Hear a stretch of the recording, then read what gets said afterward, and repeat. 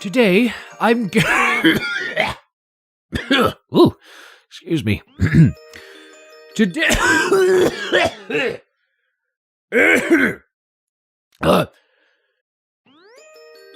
Today...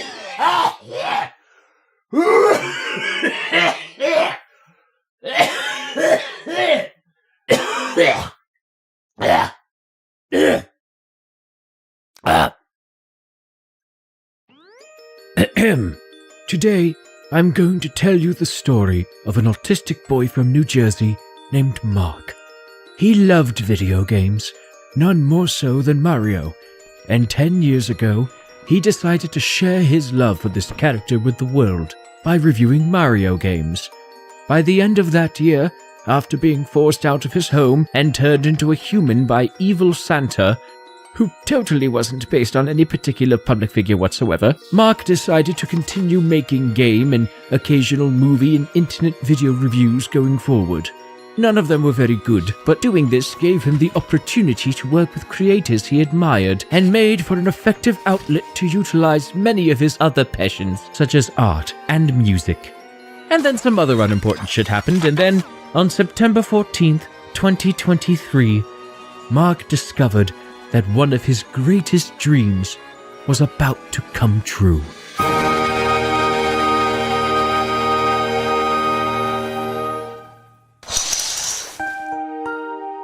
Wow. 10 years. A whole decade. To think the only other things I've done consistently for that long were go to school and hate myself. Now, technically, this YouTube channel was created in November 2011, and I've been making videos on other accounts years before then, but I didn't start uploading reviews until January 2015. I was 17 years old, going on 18, I was a senior in high school, and I was only a cringy piece of shit back then. I wouldn't move up to being an evil piece of shit until I reached my 20s. I'd always been interested in sharing my opinions on the media I consumed before then. I even wrote reviews of movies and video games, either as essays for my English classes or just for fun. But even though I was also a fan of people like James Rolfe, Doug Walker, Some Call Me Johnny, and Catacarus, I didn't feel compelled to do video reviews in that style until the 30th anniversary of Super Mario Bros. Came about. That was when I decided to celebrate by reviewing all the mainline games up to that point. And the rest, as they say, is history. Wow, that is a pretty crazy story, Marc. But that doesn't explain how you got stuck in there. I really don't want to get into it right now. Talk to Colin about it. Don't ask me how, just get me out of the mailbox! Alright, let's do this thing. But first off, happy, very late New Year, everybody. Yes, we made it halfway through the decade. And one of the most exciting aspects of any new year, at least for me, is not knowing what's going to happen. As of writing this, we're still pretty early into 2025, but already this year has been pretty eventful, both excitingly and depressingly. Popeye's now in the public domain, TikTok got banned and then immediately unbanned in the US. Oh, well, it was nice while it lasted. And this video took so long for us to get out that we finally got an official Switch 2 reveal and a shadow drop for a new Mario Kart game. Oh, this game looks so great. I can't wait to... Wait, are those... Oh, no. Oh, God. Oh, no. Oh, the memories. Oh, they're coming back. Oh, God, no. But if I'd made a 2024 bingo card, I certainly wouldn't have predicted things like Astrobot winning Game of the Year, which it absolutely deserved, or Marvel Studios reviving the original X-Men cartoon and giving us the best thing they've ever put their name on at the time, or Nintendo giving us an alarm clock and an official music streaming app within 3 weeks of each other. And by us, I mean Switch Online subscribers, or a murder being committed, and most of the world seeming totally fine with it. 2024 was not a good year for Mario characters sharing names with public figures. But of course, there was one other thing that I would have predicted least of all, and it was this. And you know, life isn't always easy. Most of the time, it's like the Jurassic Park movies, suspenseful, unnerving, and somehow continuously getting worse after 1993. I know what I said. But every once in a while, something will come along that whether big or small, can make everything wrong with the world around you disappear, even if it's only for a short while. And for further proof of that, take a look at this.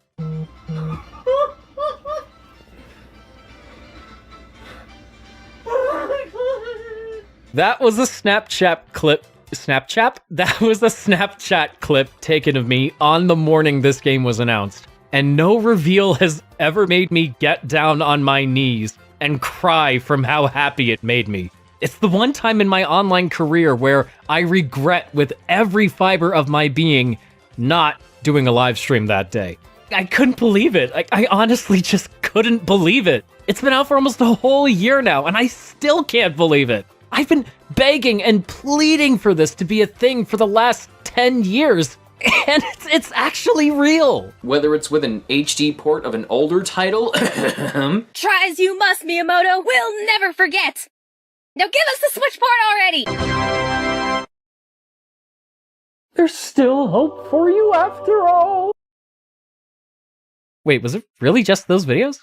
Oh, I thought there would have been more than that. And if you've seen any of my other reviews, particularly my review of the original game that I did over 5 years ago, you already know why this is such a big deal to me. But let's assume you're watching us for the first time. First of all, I'm very sorry for what you're about to get into. Second, here's some context. Paper Mario: The Thousand-Year Door is one of my top 3 favorite video games of all time. It was one of the first games I ever owned for the GameCube, and while I had experience with the original Paper Mario, this was my true entry into the role-playing faction of the Mario franchise, and role-playing games in general. I didn't even know it existed until I was 9 years old when I got it as a Christmas gift. I don't even remember who got it for me. I know it was somebody in my family because they probably wouldn't have even thought of getting it for me if it didn't have Mario's pudgy little face slapped on the cover. Even at that age, however, I knew right from the opening prologue that this game was going to be something special. It was unlike any Mario game I'd ever played before it, and once I finally got a memory card to save my progress, and figured out how to hit the switches in Petal Meadows with Mario and Koops at the same time, I fell head over heels in love with it. You mentioning that part was amazing to me because as a kid, I struggled with that part too. No kidding. I can't even remember when I got it. I remember when I beat it because I wrote it down in my diary because I was so excited. But yeah, I mean, I remember once I did beat it, immediately I was looking up to see if there was any news about, the next Paper Mario game, I guess, hoping it was something similar to this. It was Sticker Star, wasn't it? No, actually? I was gonna say, if it was Sticker Star, I am so sorry. You might have seen a lot of videos of people who don't have the same history with this game as we do, playing Thousand-Year Door for the first time through the Switch version, and there's nothing wrong with that. In fact, I think it's wonderful. And I don't want to invalidate those other videos by claiming this is the only one worth watching. Everyone is going to experience the media you consumed as a kid in different ways, and it's important for them to be able to share and hold on to those experiences. I'm just trying to give you a sense of where we're coming from. This game has been a favorite of mine for over half of my life, let alone my favorite Paper Mario game. And from my perspective, being a Thousand-Year Door fan hasn't always been the most rewarding. We've gotten some truly fantastic fan projects over the years, like the wonderful Google Translate hack, but anyone in the same boat as me might know that Nintendo not really giving a shit about this game has kind of been a running joke for the longest time. That's for sure. When Sticker Star was in development, Shigeru Miyamoto was reportedly not impressed with the demo and said it was too much like Thousand-Year Door, as if that was somehow a bad thing. And when Origami King was coming out, Nintendo representatives often compared it to Sticker Star and Color Splash, while ignoring the fact that the elements they pointed out were also present in the Thousand-Year Door and, for that matter, Super Paper Mario, and the original N64 game. The environments are connected organically into this big world to explore, which is one of the new things about this game that I really love. In previous titles in the series, you had the environments were separated into kind of this Super Mario World style overworld map. In previous titles in the series, you had this Super Mario World style overworld map. Previous titles in the series,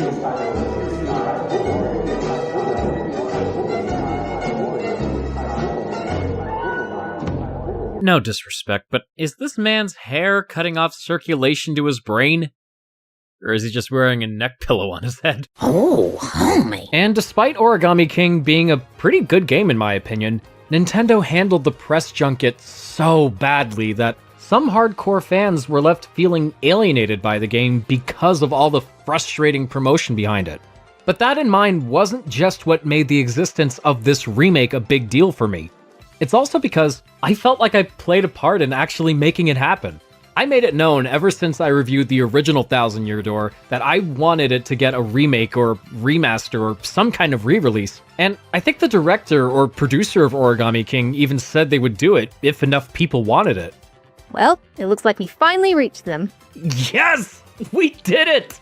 And just based on what I was seeing of it through trailers and promos and the like, nothing about this remake seemed half-assed to me. The amount of care and love for the original that was on display was something I wasn't used to seeing from Nintendo themselves. They understood the assignment. They ate and left no crumbs. On fleek. Slay. This even carried over into the pre-order bonuses. If you pre-ordered the game through the European My Nintendo store, you could get a physical diorama of the battle stage with little cutouts of Mario, Goombella, Crump, enemies, and audience members. What? How come we didn't get that?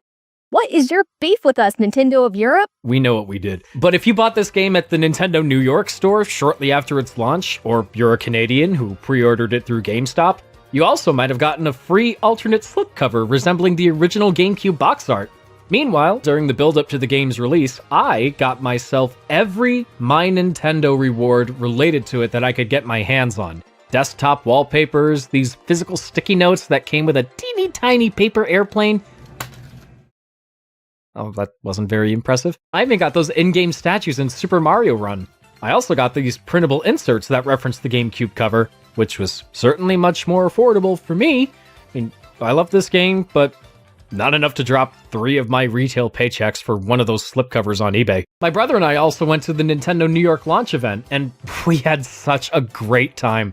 Everyone was excited to be there. We met this adorable Olivia cosplayer, and they had all these really fun activities where we could make paper airplanes, craft little origami sculptures, take pictures with Mario, and if we did all that, along with playing the game at a demo kiosk, we each got these character cards and an exclusive poster.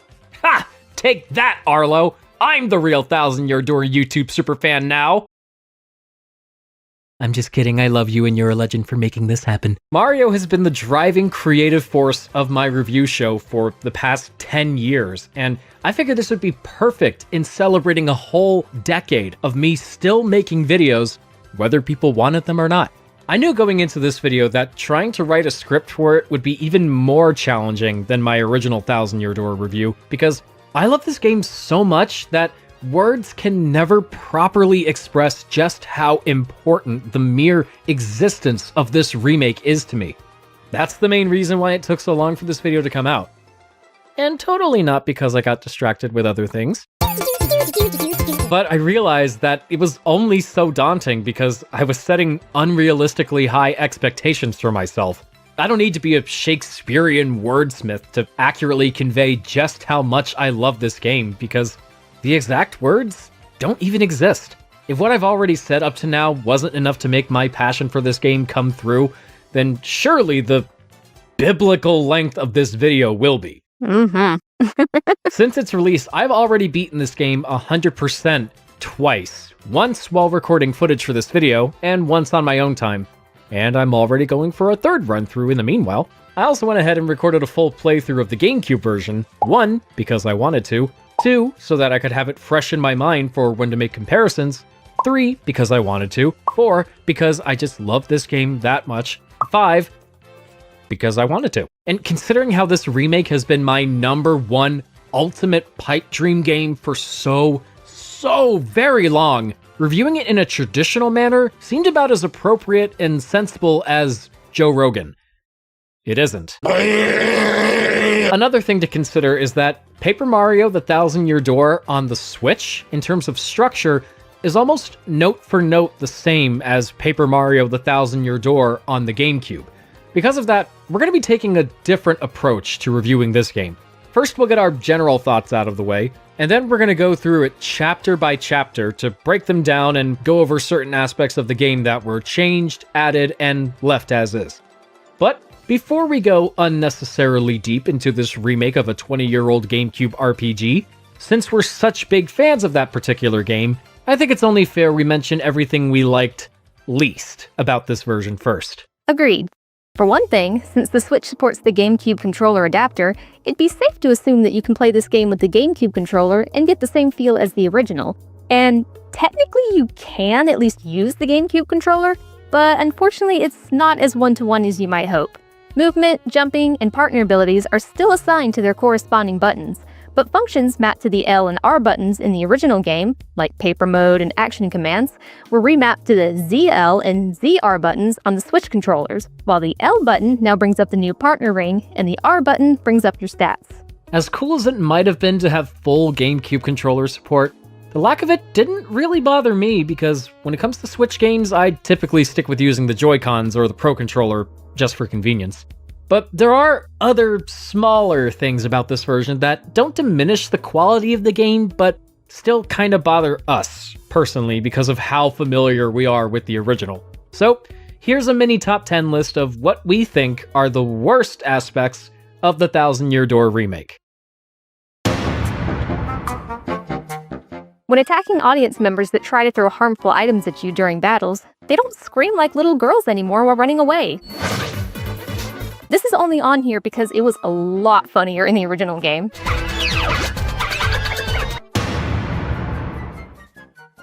In the remake, you can hold up to 15 items in your inventory from the start instead of 10, which is nice, but when you reach the 50th level in the Pit of 100 Trials, you get something called the Strange Sack. Hey, I have one of those in real life! And in the original, it let you hold up to 20 items, so I figured it just doubled the number of items you could carry, and assumed that in the Switch version, it would just jump from 15 to 30. But it still only goes to 20, so we're mentioning it here because the way it expands your inventory isn't as impressive. Don Pianta's son-in-law and heir apparent, Frankie, puts in a request at the Trouble Center for someone to help him find his missing wedding ring. In the original Japanese version, the wedding ring was located on top of this wall in the east side of Rogueport, which is a really stupid place to put it and only makes you wonder how Frankie lost it up there to begin with. So in the international version, they moved it to right outside Garth's house.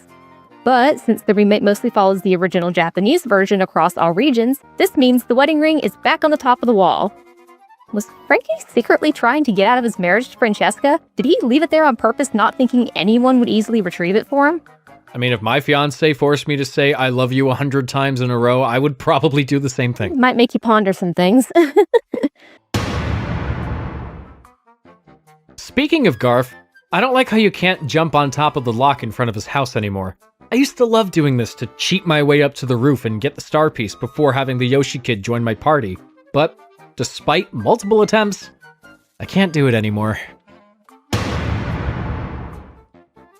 The animation and music that play after new locations appear on the map is less grand and dramatic.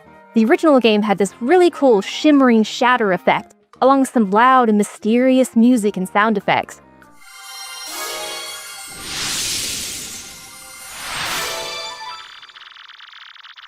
But in the remake, they're much more subtle, and it just loses a bit of the wow factor.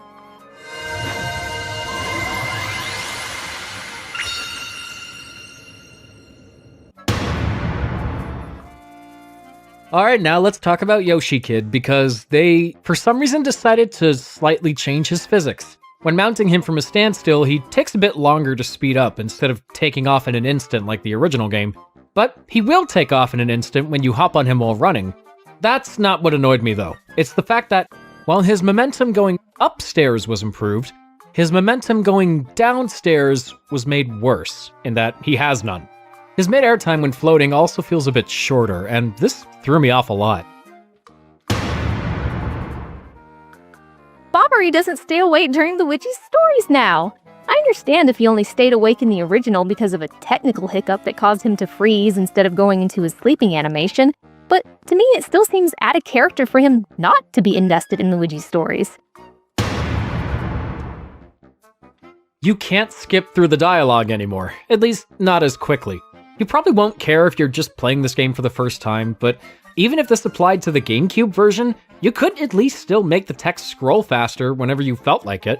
And for someone like me that's played and beaten this game multiple times and knows what to expect, as much as I love the dialogue, not being able to go through it as quickly in this version made me antsy on a number of occasions.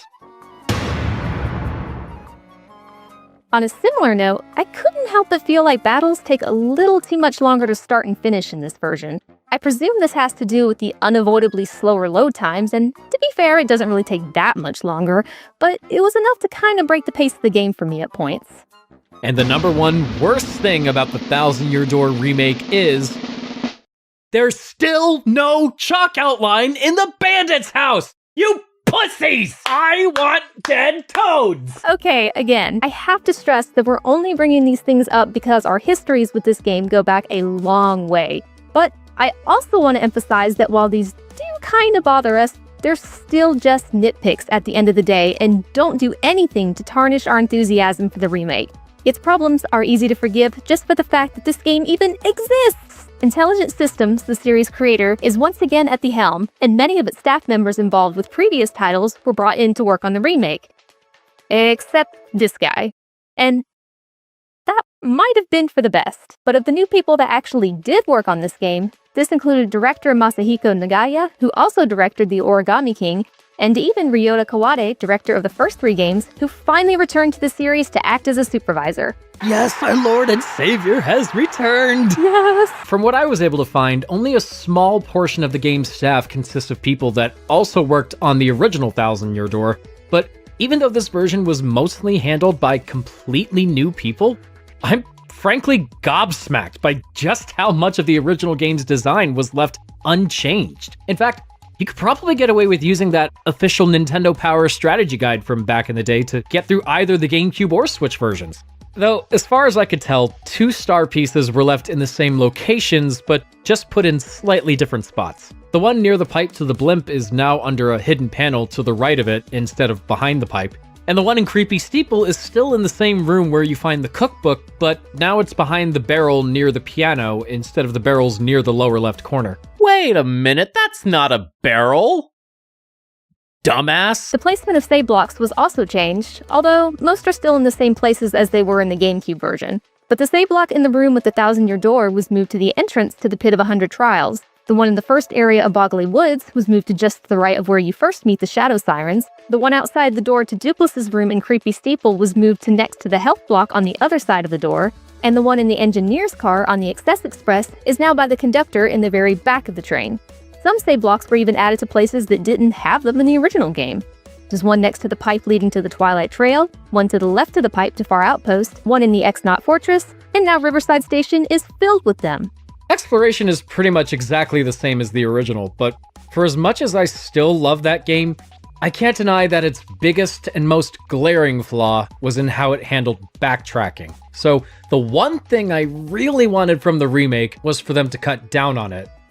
And they didn't just cut down on it, they frickin' sliced it into pieces like a Benihana chef. You know how in the original game you can find these blue warp pipes in the Rogueport sewers that take you back to Petalburg, the Great Tree, Keelhaul Key, and Poshley Heights? Well, if you didn't, you do now. The blue pipes might be gone now, but I love the pipe room so much that I don't even care. After bringing the Crystal Star from the previous chapter to the Thousand Year Door, a warp pipe to that chapter's main location now appears in this room, like the Musée Champion from Origami King. This is probably my favorite new addition to this game, and it absolutely makes the infamous General White portion way more tolerable. Yes. From getting the Gold Bob Guide, or Gold Bob's Pass as it's called in the remake, to finding General White back in Far Outpost, if we don't count time spent battling, swapping out party members, or other distractions, the pipe room basically cuts the length of this whole goose chase in half. But it doesn't just stop there. The remake does so much more to trim the fat. In Hooktail Castle, there's a warp pipe next to the Last Stand P badge that takes you back up to where you get the castle key. There's a room in Creepy Steeple with a pipe leading back to Twilight Town. The fourth area in Keelhaul Key has a switch that makes a spring appear, letting you jump up to the higher platform without walking all the way there. After getting the Garnet Star in Poshly Sanctum, it cuts right to Peach's next scene instead of waiting until Mario leaves. After taking the Blint to Glitzville for the first time, you can skip the cutscene with every subsequent trip there and back. And after clearing Chapter 6, sleeping on the Excess Express gives you the option to stop at Riverside Station or skip past it and go straight to Rogueport. On top of that, after clearing the Pit of 100 Trials, a mover appears by the entrance and you can pay him 300 coins to have him take you down to level 50, which really comes in handy for a certain optional boss fight that we'll talk about during the post-game section. It's a secret. They even added some more items for you to find on the overworld. Question blocks were placed in Poshly Sanctum, the secret area in Gloomtail's room, the room before you fight Grotos in the Palace of Shadow, and in Schwank Fortress there's one in the room with the Moonstone that gives you a mushroom, and one in the room with the Sunstone that gives you a fire flower. Hidden blocks were placed on the roof of the item shop below Rogueport, and on both sides of the entrance to the tower in the Palace of Shadow. Charlieton, the traveling salesman, now appears to the right of the pipe to the Great Tree, and there's even a toad salesman in Pirate's Grotto right next to the entry to Cortez's ship. Oh, and in the Glitz Pit, there's a hot dog out in the open just lying around outside the locker rooms. It already looked disgusting enough just from having mustard on it, but I'm sure Mario would be quick to throw it away with it being there for who knows how long. The basic gameplay, at its core, is still the same, but it's also seen its fair share of tweaks. You can sell items from the withdraw menu in item shops now, which is, nice. Your coin count goes above 999, because modern Paper Mario games just love giving you more coins than necessary. And then there's this new partner ring that Marcy brought up earlier, which you can access by holding down the L button and scrolling through a wheel until you land on the party member you want to bring out. And like Keanu Reeves' Shadow the Hedgehog, I didn't know I needed this until it actually happened. I never found the process of swapping out partners to be much of a hassle in the original, but I love this feature so much that now I can't imagine going through this game without it again. Goombella still gives you information on your current location and the NPCs inhabiting it, but now by pressing the ZL button anywhere on the overworld, no matter which party member you have out, she'll also give you hints on how to proceed with the current chapter. Of course, I didn't really need it, considering how many times I've played and beaten this game in the past, but it did help catch me up to speed in between recording sessions, and I bet newcomers found this to be incredibly useful. Combat consists of the same theater-based battles we know and love, but obviously some tweaks were made there too. When guarding, you have more time to press the A button before taking a hit, but to compensate, super guarding is still just as strict as it was in the original, if not more so. Excuse me, what's the actual... The timing for the power bounce in Goombella's multi-bonk was altered as well, so that the window between each consecutive button press gets smaller, and because of that, I didn't land as many successful hits with either attack as I did in the original, but I appreciate the added risk and reward element. Speaking of Goombella, whenever she tattles an enemy, the information still shows the location you find them in, but now it also includes their HP, attack, and defense. There's also a new tattle check feature where you can pull up an enemy's tattle entry at any point to remind yourself of any weaknesses they might have or what their attack and defense are. Tattle log entries were added for enemies and bosses that didn't have any before, like the Fuzzy Horde in the Gold Fuzzy battle in Chapter 1, and the X-Naught Platoon in the Lord Crump fight at the end of Chapter 5. Bosses that you fight more than once also have additional tattle entries for each location you fight them in. Beldam and Marilyn each have one for Boggly Woods and the Palace of Shadow. Dupless has one for Twilight Town and one for the Palace of Shadow. Bowser has one for the Glitz Pit and one for the Palace of Shadow. And the Shadow Queen has one for when she uses Peach's body and one for when she's in her true form. In the Palace of Shadow, defeating bosses can also come with a dramatic flash, and the finishing blow plays out in slow motion, which is extremely satisfying. Lastly, winning certain battles now rewards you with coin bonuses. Because, again, modern Paper Mario games just can't resist giving you more coins for winning battles. But I'm fine with this, since they still retain the experience system. If you're ever in the market for additional enhancements, you can still visit Merly in the Rogueport sewers and have her cast a spell on you that'll make her randomly appear in battle to give you added defense or double your star points at the end of a battle. But she seems to cast her spells more infrequently than the original, at least from my experience.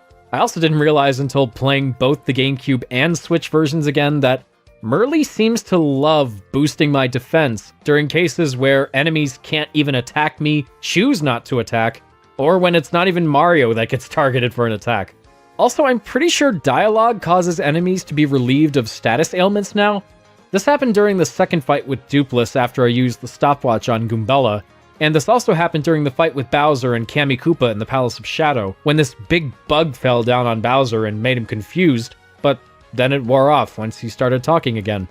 So talking makes them feel better? That's kind of progressive in a way. I guess. I mean, you have a similar effect on me, though it's mostly when you laugh. Ah, see? I don't understand why you keep doubting yourself. You're literally a miracle worker. While we're talking about things that make me happy, look at this game! I'm not kidding when I say I've actually had dreams about this game being announced, and this is exactly how I dreamed of it looking.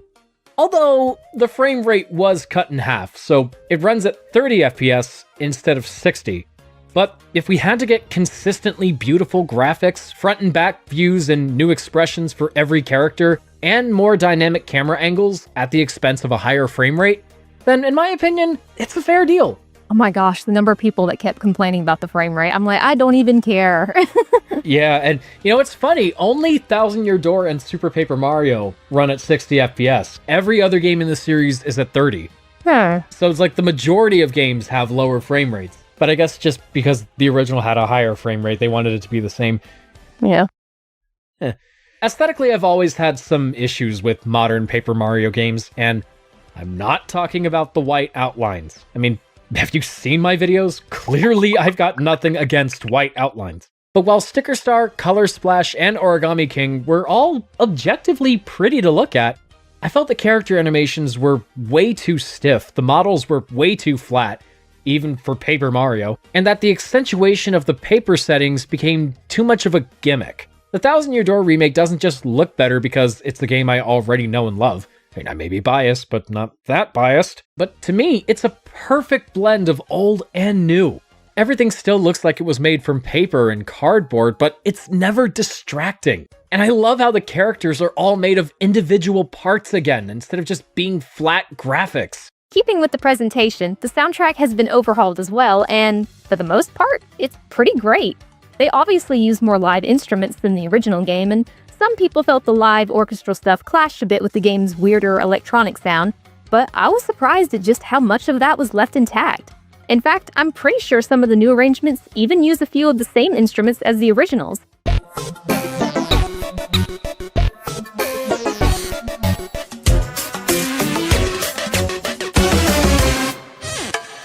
The new tracks written for this version mostly stick to real instruments and don't use the same samples, so in a way they do kind of stick out like a sore thumb, but they're still good songs, so I don't really mind.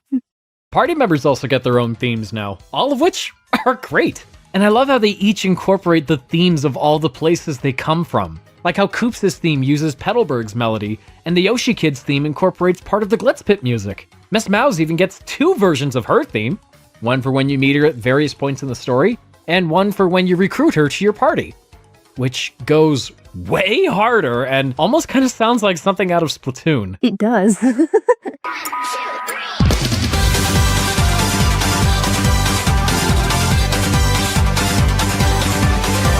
As for the new arrangements, I don't really like what they did with Glitzville's theme. It's more aesthetically appropriate, I guess, but it just doesn't pop as much now.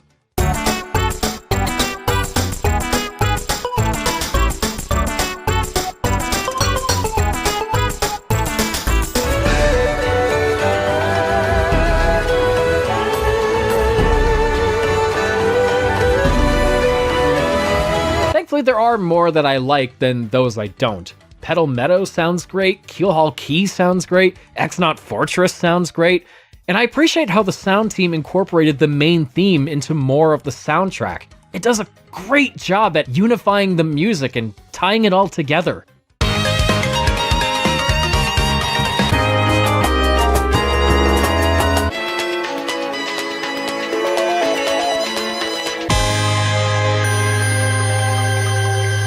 I also love how much more dynamic the music is now. Sometimes characters get different variations of their themes for different scenarios, like how Bowser's theme is more menacing in moments where things are going his way.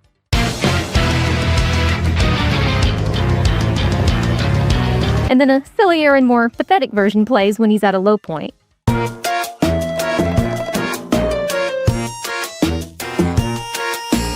The music also changes slightly depending on whether you're sleeping at an inn or going to an item shop, so sometimes it'll get softer or switch out certain instruments.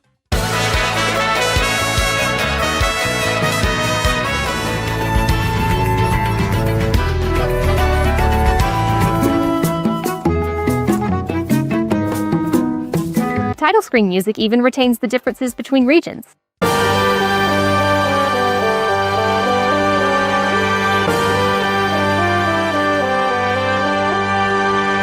Oh, and you know how in Super Mario Galaxy the Comet Observatory theme gets louder and grander with every area that opens up?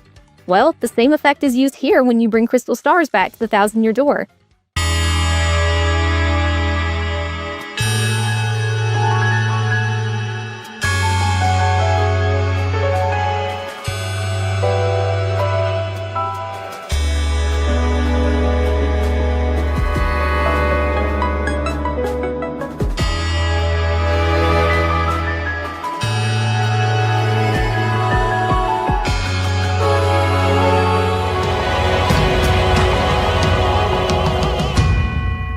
Every single area also gets their own renditions of the battle theme. My favorites being Riverside Station, which is so ear-meltingly jazzy it's enough to make Marvel vs. Capcom 2 blush. And X-Naut Fortress, which makes this evil organization sound like a sweet rave party.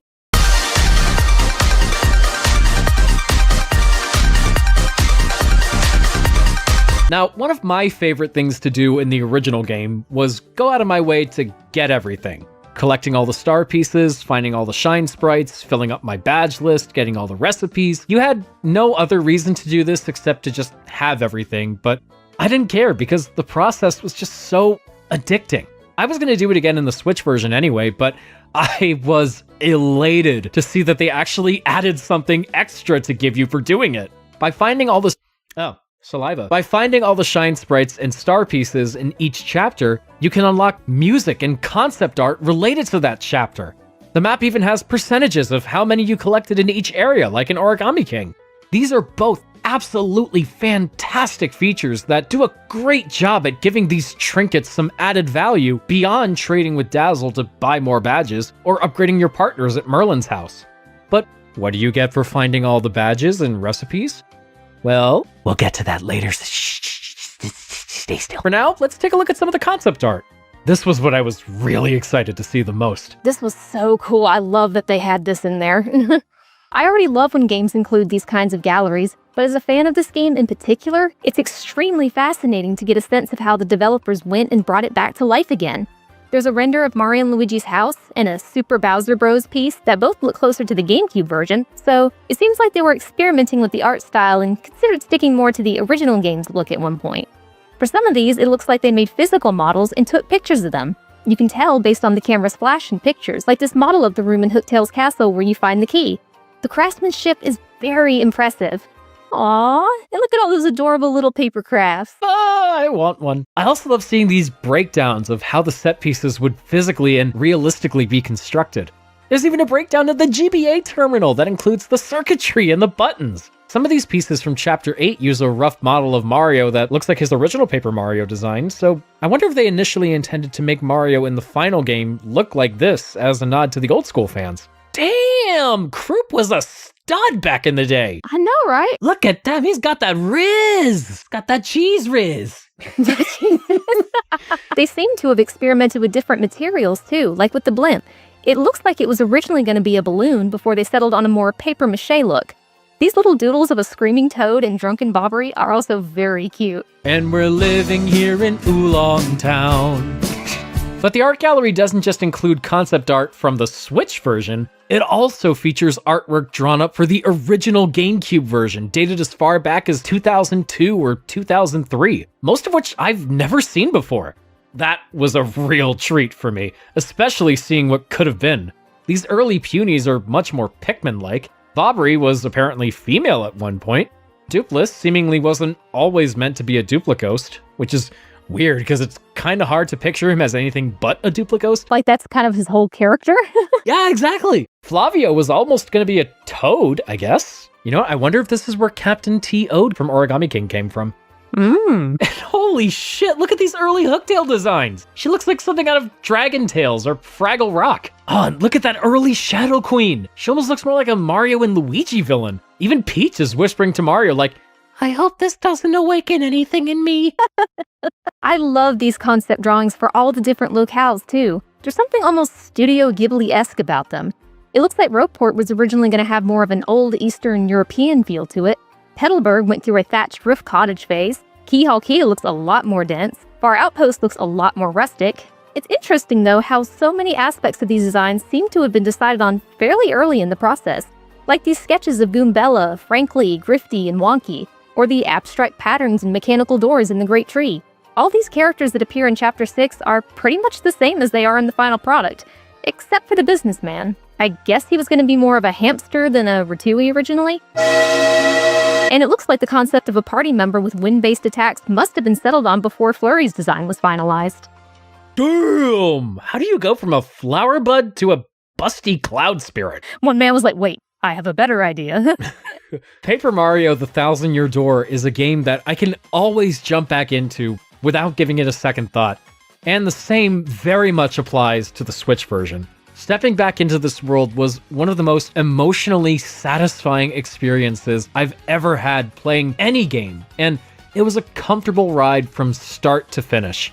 That being said, I imagine some fans of the original game that were expecting more new content might have felt a little disappointed with the result. And that's not to say there isn't any new content, because clearly there is, but outside of the new characters, some added features, and optional super bosses that we'll get into later, it mostly is just the same game, but with better graphics. And personally, I wouldn't have it any other way. That's all I wanted. Yeah, so what if you don't get a separate game mode focused on Luigi's quest to reconstruct the Marvelous Compass and rescue Princess Eclair? A new version of Thousand Year Door already seemed like a lot to ask for, but the fact that we even have this at all, let alone it being as faithful to the original as it is, should be satisfying enough, don't you think? I can't really complain because after all these years, I can finally replay one of Mario's greatest adventures whenever I want, wherever I want. What else can I say? It's Paper Mario: The Thousand-Year Door. And for everything it doesn't totally get right, there's far more to this remake that it just absolutely nails. So with all that out of the way, let's get into it!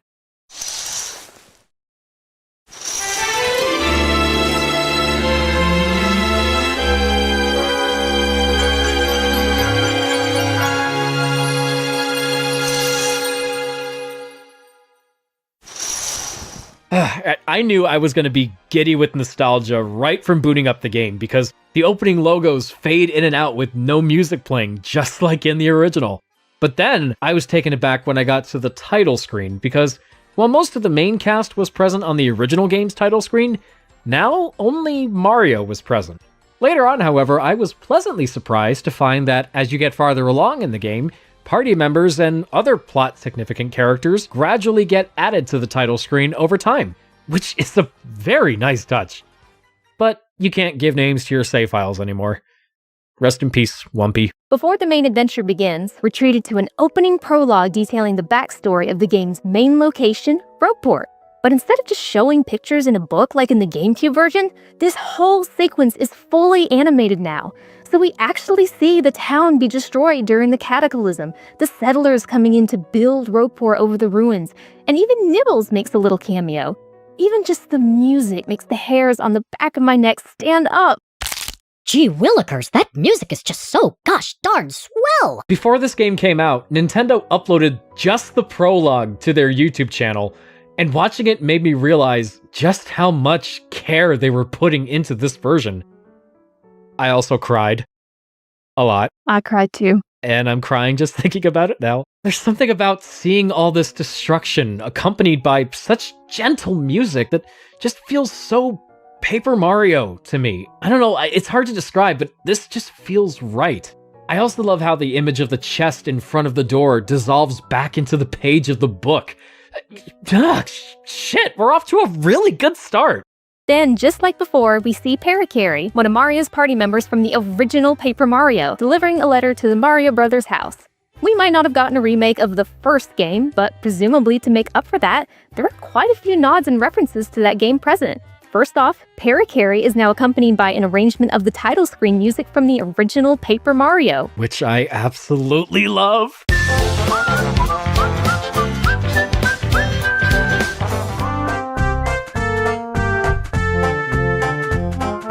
And the map from that game, along with a picture of Mario's party members, are visible on the house. But there's more of that to come, so stay tuned. Anyway, the letter is addressed to Mario from Princess Peach, who invites him to join her in search of a legendary treasure, and he sets sail for a new adventure and makes his way to Rogueport. Once I got there, I made a spectacular discovery. You can hurt people! Yeah, NPCs actually react to being struck with Mario's hammer now. The other reason Paper Mario games have this too, but it's just so amusing to see Mario doing it here. He also has these new front and back facing hammer swinging animations, which makes finding the hidden block in the 4th area of Keelhaul Key a lot easier. They also placed a square-shaped rock on the wall to indicate where it is, so that's nice too. Oh, and you know how you can ground pound near hidden panels in the floor to make star pieces come out from under them? Well, in the remake, I also found that you can strike near them with the hammer to make the panels shake. Though, I'm not sure if this was present in the original as well. At least you can kill the cockroaches in this version. So, once again, Mario encounters Lord Crump, whoops his ass, and escapes to Rogueport Plaza with a university student named Goombella. And as she tells him how terrible it is to live in a shithole like Rogueport, they actually watch these two Craws getting beaten up in the background by 2 of Don Pianta's men, instead of being completely oblivious to it like in the original. And I like how Goombella uses this to make her point. Also, Toadsworth lives! Oh my god, they actually brought him back and didn't just replace him with a completely new character. And I'm gonna savor this while I can because chances are we're never gonna see him again after this. So then Goombella becomes the first character to join our party. And whenever you recruit new party members, the primers don't just show you how to use their abilities, they also now serve as tutorials, giving you a chance to test them out before continuing on your adventure. But before we can find her teacher, Professor Frankly, we have to commit a hate crime and step on Zesty's contact lens so that we can bring her another one and eventually reach the west side of Rogueport. And to get the new contact lens, we need to have one specially ordered from the Toad Bros Bazaar. During my first playthrough, I spent a lot of time just roaming around Rogueport like I was going back to my old hometown, taking everything in, reminiscing, and seeing what's new and what's different. As expected, it's still a scummy, grungy, disgusting, crime-ridden dump heap of a port town with a noose in the center of the plaza. I'm home. But do you remember in my Origami King review when I mentioned parts of the map that looked like you could seamlessly travel between them, but then doing so triggered a fading transition like they needed to load in and out as separate areas? Well, this is also a thing in the Thousand Year Door remake, because this same transition popped up when I went toward the back of the plaza. I just find it weird because the GameCube version had both the plaza and the back alley loaded in at the same time, and that was on a much less powerful system compared to the Switch. So, in the words of Kenan Thompson, what's up with that? Well, I would move on, but I gotta come back here because there's still that bandit that steals half of Mario's coins. But thankfully, you can still barge into his house behind the inn and force him to give your coins back. Yeah, served you right. Bitch. After this, I went to go see Professor Frankly to show him the map, and not only is the switch pattern from the Great Tree in Chapter 2 still visible on these jars in the background, but now Professor Frankly recites the legend of the Thousand Year Door instead of Goombella. In the original, I just figured this was to show how good of a student Goombella's supposed to be, but it still makes sense for Frankly to say it. It does make him a little wiser, actually, now that I think about it. Yeah, he's not all nuts. Then, after practicing action commands, the 3 of them go down a warp pipe to the first level of the Rogueport sewers, where they encounter a group of rogue Goombas that start making fun of Mario for being a punk coming into their territory. Then Goombella tells them to piss off, and this gets them so upset that the Goombas challenge them to a fight. Meanwhile, in the original game, Goombella gets catcalled by them and turns them down, and that's what triggers the battle. I understand why this was changed, but Rogueport is supposed to be this dirty backwater town, so it's not like they were condoning this kind of harassment in the original game. That was just something characters that live in this sort of environment would do. Now, their reasoning for picking a fight with Mario and Goombella makes them come across as more petty, insecure, and honestly, kind of pathetic. But at least Goombella gets a funny line. Can't 2 academics and a world-famous hero wander the sewers of a port town in peace? Anyway, after whooping their asses, we then run into the first of 4 black chests containing the spirits of the 4 legendary heroes that sealed the main villain of the game, the Shadow Queen, behind the 1,000-year door prior to the game's events. Each one curses Mario by giving him a paper-related ability, but this time, instead of assaulting your eyes with multiple flashing lights, Mario gets struck by lightning and only a single white flash appears. So yay! No more seizures! Dang it. Dang it! Why? Then we make our way to the door and bring the magical map to the pedestal, revealing the location of the first crystal star. And I love how more splashes of color get added to the map whenever a new location is revealed.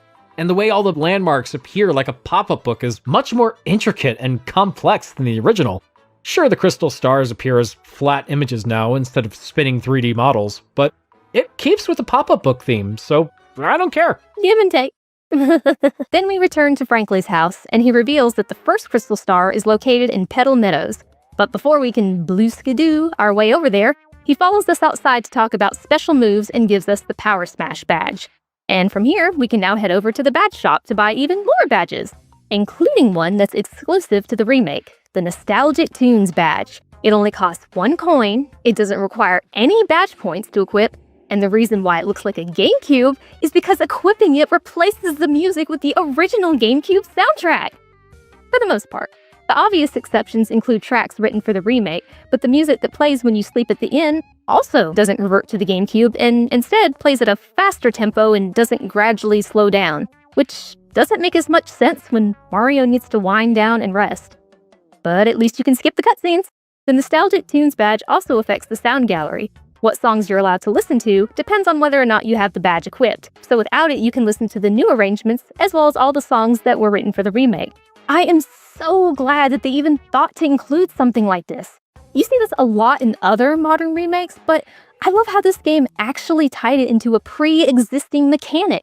But wait, look! Someone not pre-existing. Yes, we have a few new characters as well. And by a few, I mean only 2.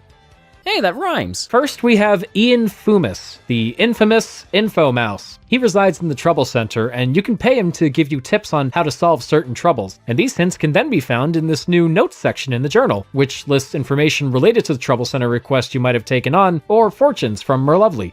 As for the other new kid on the block, this is the Battle Master. By talking to him, you can have this supposed master of battles share some tips and insight on aspects of the combat, like super guarding and using items and such, and train with him to practice applying that insight to battles. Not only does this reveal that the Battle Master may or may not be from Long Island, but it turns out these Goom boards, wooden cutouts that he has you train with, also have entries in the Tattlelog. And I didn't realize this until after I beat Chapter 6. And apparently they're so sturdy that not even Bowser could splinter it.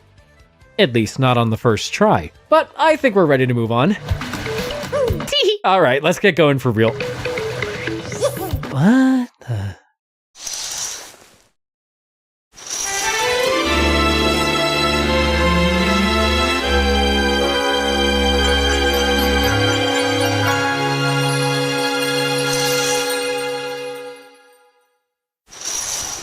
Okay, so Chapter 1 takes us to the beautiful Petal Meadows, and as Mario and Goombella arrive, the dreaded dragon Hooktail once again flies overhead towards her castle in the background.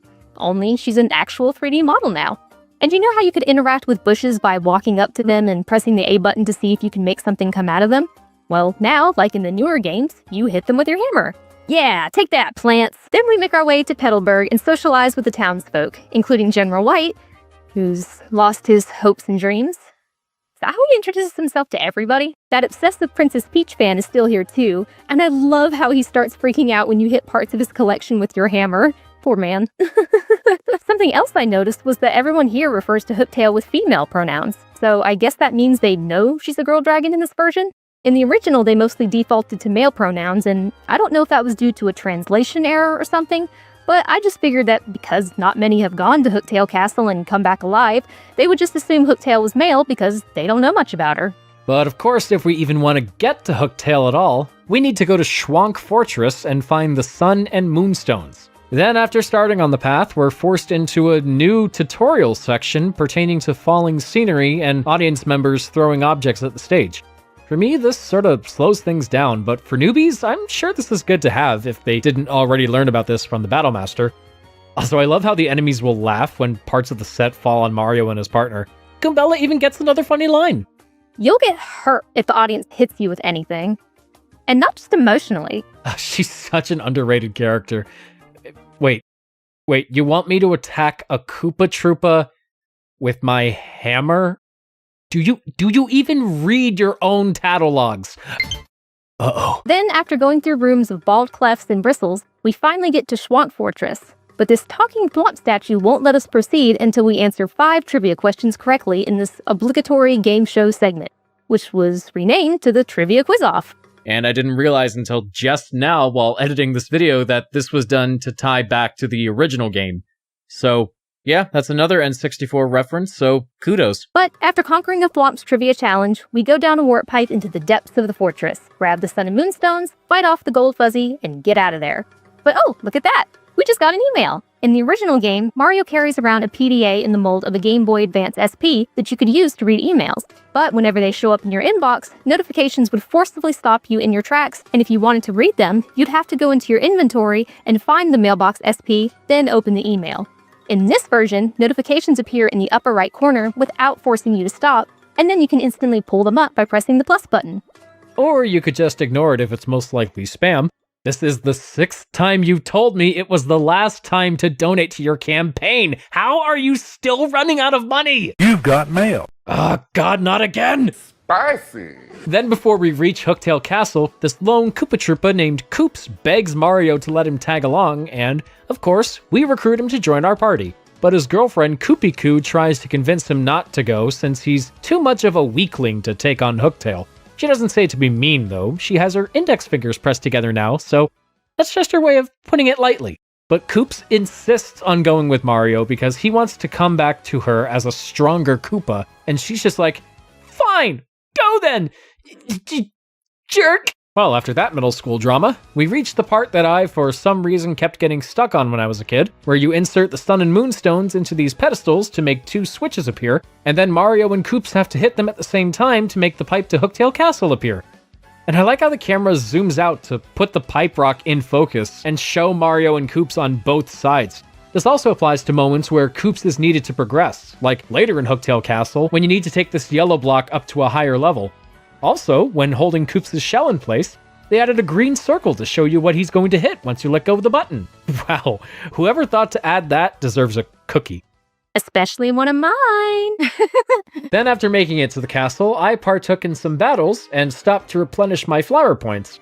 It was here where I discovered that when using items like a mushroom or honey syrup on the overworld, the effect now happens instantly for both Mario and his active party member. Thank God for that.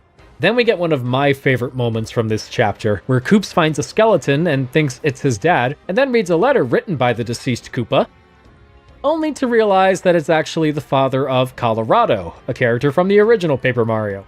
There's a new piece of music that plays here too, and I love how it gradually slows down and lowers in pitch when Koops realizes the bones aren't his dad's. It adds a little more humor to the scene, and I'm also just a sucker for that audio effect. But if you've played the original game, you'll know that the only way to defeat Hooktail is by having a badge equipped that makes your attack sound like a creature she ate and got sick from some time ago. This is the Attack FX-R badge, which was renamed to the Attack FX-G badge in the remake. Being Americans, the version we grew up playing said she was weak to crickets, but the Switch version says Hooktail is weak to frogs. And at first, I was confused as to why they changed it. Then, after doing some research, we found that Hooktail was also weak to frogs in the original Japanese version, but presumably the localization team must have felt that the sound they used was more akin to a cricket than a frog. Considering how much the Switch version already follows the Japanese translation more closely, this makes more sense. They also changed the sound to make it more like a general frog croaking. Then after obtaining the Paper Thin ability, meeting Miss Mouse for the first time, and more battles, you'll eventually make it to Hooktail's room. And I love the way she slowly emerges from the shadows as the clouds clear, letting more light come in through the windows and making for a much more dramatic reveal. Then of course we partake in our first major boss fight, and once we initially drop her HP to 0, she tries bargaining with us to spare her, but we don't budge. despite how tempting her offers may be. In retaliation, Hooktail gobbles up most of the audience and replenishes her health, leading into the second half of her fight. But her stomach is still weak to our amphibious attacks, so before you know it, Hooktail is defeated. She's so weak, in fact, that Koops' father, Kooply, is able to escape from inside her belly by basically being vomited out. But while he was in there, Kooply discovered that she'd also eaten the first crystal star at some point. So he gives it to Mario and his friends, and that brings us to the end of Chapter 1. Only now it says cleared instead of end of chapter. Then we get our first interim segment with Princess Peach being held captive by the X-Nauts and their leader Grottos. This is also where we meet the Shadow Sirens for the first time, Beldum, Marilyn, and future party member Vivian. Only here, they were renamed to the Three Shadows, which is actually closer to their original Japanese name, the Shadow Trio. Who am I seeing? Who am I seeing? Vivian! Oh, she just saw me. Go, go, go. Then, after Grotto sends them out to impede Mario's progress, Peach is introduced to the X-Naut Fortress's supercomputer, Tech. And from this point forward, they work together to collect scraps of information on the X-Naut's plans and pass them along to Mario. Speaking of Tech, they seem to do more with the TV framing during these sequences with Peach in the fortress, as if we're seeing everything from Tech's perspective. And I like how Tech's visor was changed back to red like how it was in the Japanese version. I always thought he looked cooler that way. But it's not just Peach that gets her own intermissions, Bowser does as well. And now he can do these short little hops outside of the 2D Super Bowser Brothers sequences. He calls Kammy Koopa a lunkhead now instead of an airhead. Could that be considered character development? And he delivers some great dialogue when interacting with different objects. It's not exactly as good as Mumble, but I still really enjoyed seeing him compliment statues of himself. And when he also says, I got the Bowser Jewel! Just kidding. I love that part. Yeah, he can still breathe fire too, but now NPCs actually react to it. Finally, I can put these Hammer Brothers in their place for making fun of me behind my back. Then after Bowser begins his search for the Crystal Stars, Mario and his party make their way back oh, there he goes. Anyway, Mario and his party... there he goes again. Mario and his party make their way... Hey, you did it! 4th time's the charm. As I was saying, Mario and his party make their way back to Rogueport, and since we're in between chapters here, old habits started kicking in. First, I spoke to Charlieton in the town square to see if he had the W Emblem badge in stock. It's a badge that changes Mario's color scheme to match Wario's outfit, so I always like to try and get it as soon as possible. Oh, good, there it is, and Jesus! This thing costs 360 coins in the original, but now it goes for 432! How is inflation here worse than in the Origami King? Actually, who cares? I'll just sell some other badges I don't want or care for. It's still worth it in the end. But then I went and gave Lumpy here 200 coins to help fund his oil digging operation in Dry Desert, a location from the first Paper Mario. I've heard of pyramid schemes, but this is ridiculous. And then I decided to take on some requests from the Trouble Center, such as Arfers, who's planning on starting a business and wants us to go to the shop in Petalburg to check how much each item is priced. But you don't actually have to go there. You can still just lie and give him random prices and solve the trouble that way. And no matter how high or low the numbers you give him are, he still thinks they're low either way. 300 coins for a fire flower? That's a steal. Later on, I got an email from the Toad Brothers saying they finally have the contact lens in stock, so I went over there to buy it and then gave it to Zesty. And not only did that mean I can reach the west side of Rogueport without her pettily blocking it off, but now I could partake in one of my favorite activities, cooking recipes. Yep, you can still have her work her culinary magic on whatever items you bring her, but you can also skip the cutscene now too. But at this point, I was ready to move forward, so I make my way back to the sewers to... Oh, my bad. Well, back to what I was saying. Damn it, Koops. Anyway, we bring the map to the 1,000-year door to reveal the location of the second crystal star, and I like how all of Mario's current party members now appear at the same time when he stands on the pedestal. Another very nice touch. Then we bring it to Professor Frankly, who informs us that the next crystal star is in Bogley Woods. And to get there, we have to find a hidden warp pipe that's only accessible to the Punies, tiny Muppet-like creatures that live there. So after solving some more troubles, we head out in search of... Oh, for crying out loud. I swear to God, I'm not playing the same clips over and over. Koops just keeps doing this on his own. Anyway, we have to follow a stray puny named Punio down these warp pipes until we eventually corner him in the sewers. Then, once he realizes we're not bad guys, Punio leads us to the hidden pipe, and from here, the second chapter officially begins.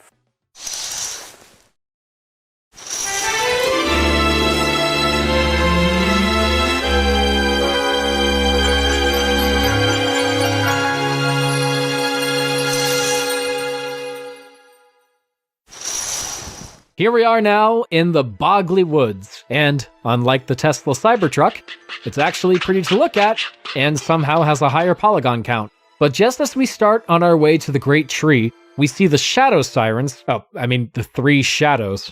God, that's gonna be hard to get used to. But anyway, Marilyn sees Mario and tries to get the others' attention, but Vivian and Beldam are too busy bickering over petty sister drama. This leads me to what I think is the most notable aspect of this remake. Vivian is trans again! In the original Japanese version, Vivian was born male but identified as female. But in the North American localization, presumably because transgenderism was much more taboo here in the States back then, references to this were removed and they made Vivian cisgender, female-born with female pronouns. Considering Nintendo's shaky track record with LGBTQ representation in the past, I remember the question of how Vivian would identify herself in the remake being brought up a lot before it came out. But obviously, social norms have changed a great deal since 2004, so while some people were surely going to throw hissy fits over it either way, I knew that, generally speaking, more would be all for it nowadays. But I can only speak for myself when I say I'm so glad Nintendo let this happen. And I'm not sure how this was handled in the Japanese version, but Vivian's portrayal here feels very realistic to me. She's not just trans for the sake of it. Her identity is an important aspect of her character, without it being shoved into your face. And it even kind of parallels her relationship with Beldam. Before you fight the 3 shadows, well, I guess it was easier to get used to that than I thought. Vivian refers to them as the Shadow Sisters because being referred to by Beldam as her sister makes her happy. But then Beldam says, "Relation withheld!" in all caps, so you know she means business, when using their official name. I took this as Beldam refusing to acknowledge Vivian by her preferred gender, but then later on she uses female pronouns when referring to Vivian, so I guess that means she's not transphobic after all. So congratulations, Beldam! You're somehow more of a decent person than J.K. Rowling. But going back to the point I was making, Vivian's arc throughout the game comes down to her wanting to be embraced for who she is. And with how much more trans rights are being challenged every day, this just makes me happy. Alright, let me just get off my soapbox here. Excuse me.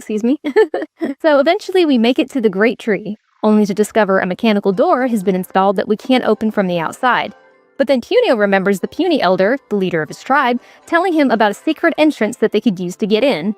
I doubt finding it's gonna be easy. I mean, it won't be labeled secret entrance. Punio then gets the idea to go to everyone's favorite well-endowed wind spirit / retired actress, Madame Flurry, for help. But when we get to her house, she refuses to come out of her room because she lost her necklace at some point and can't be seen without it. Also, why did they make her theme so hauntingly beautiful?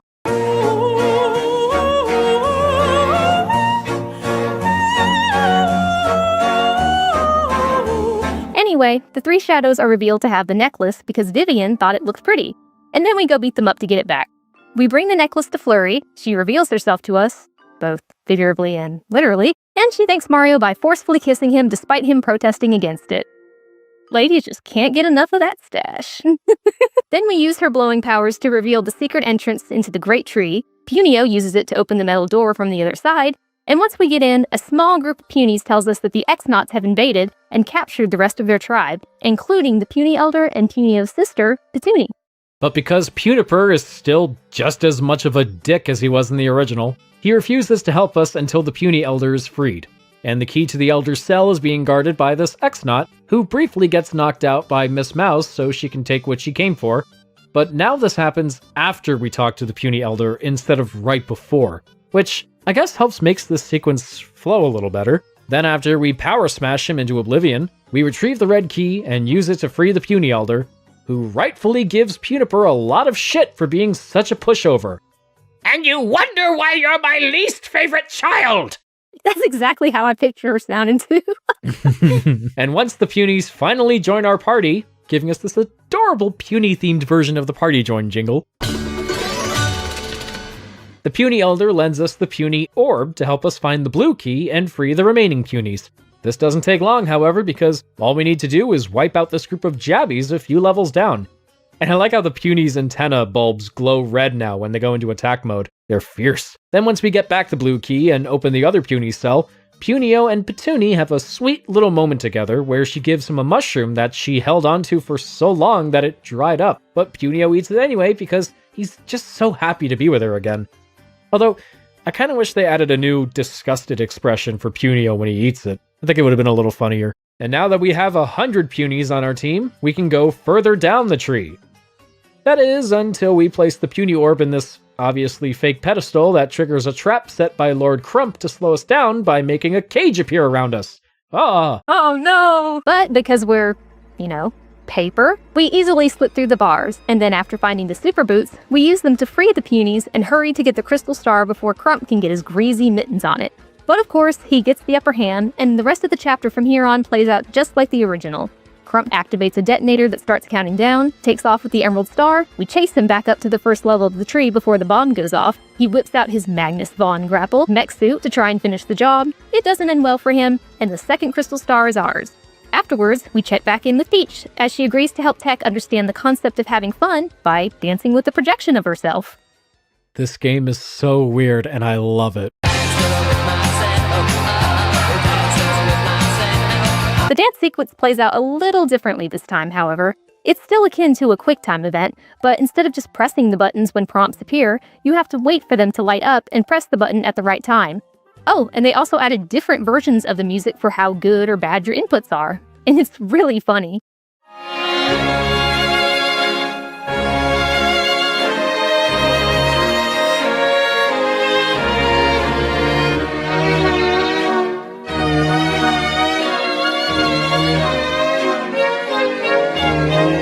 Then we see Bowser on his journey to find the crystal stars, which leads to the first of 3 2D side-scrolling Super Bowser Bros. Sections. These are still just as charming and fun as ever, but now you have the option to pause and hit retry to start the stage over. Levels end with fireworks now like in the original Japanese version, and I love how, if Bowser's too big to go into the castle at the end, he'll start celebrating instead of just standing around. But of course, his first celebration is cut short when he gets bamboozled by a poster of Peach hung on the outside of this Koopa Troopa's house in Petalburg. So clearly he's not in for a good time. Back in Bogley Woods, Mario and his party say goodbye to the Punies before returning to Rogueport. And here I realized that every time Mario parts ways with the characters he met in each chapter, a unique rendition of the reunion jingle plays specific to that area.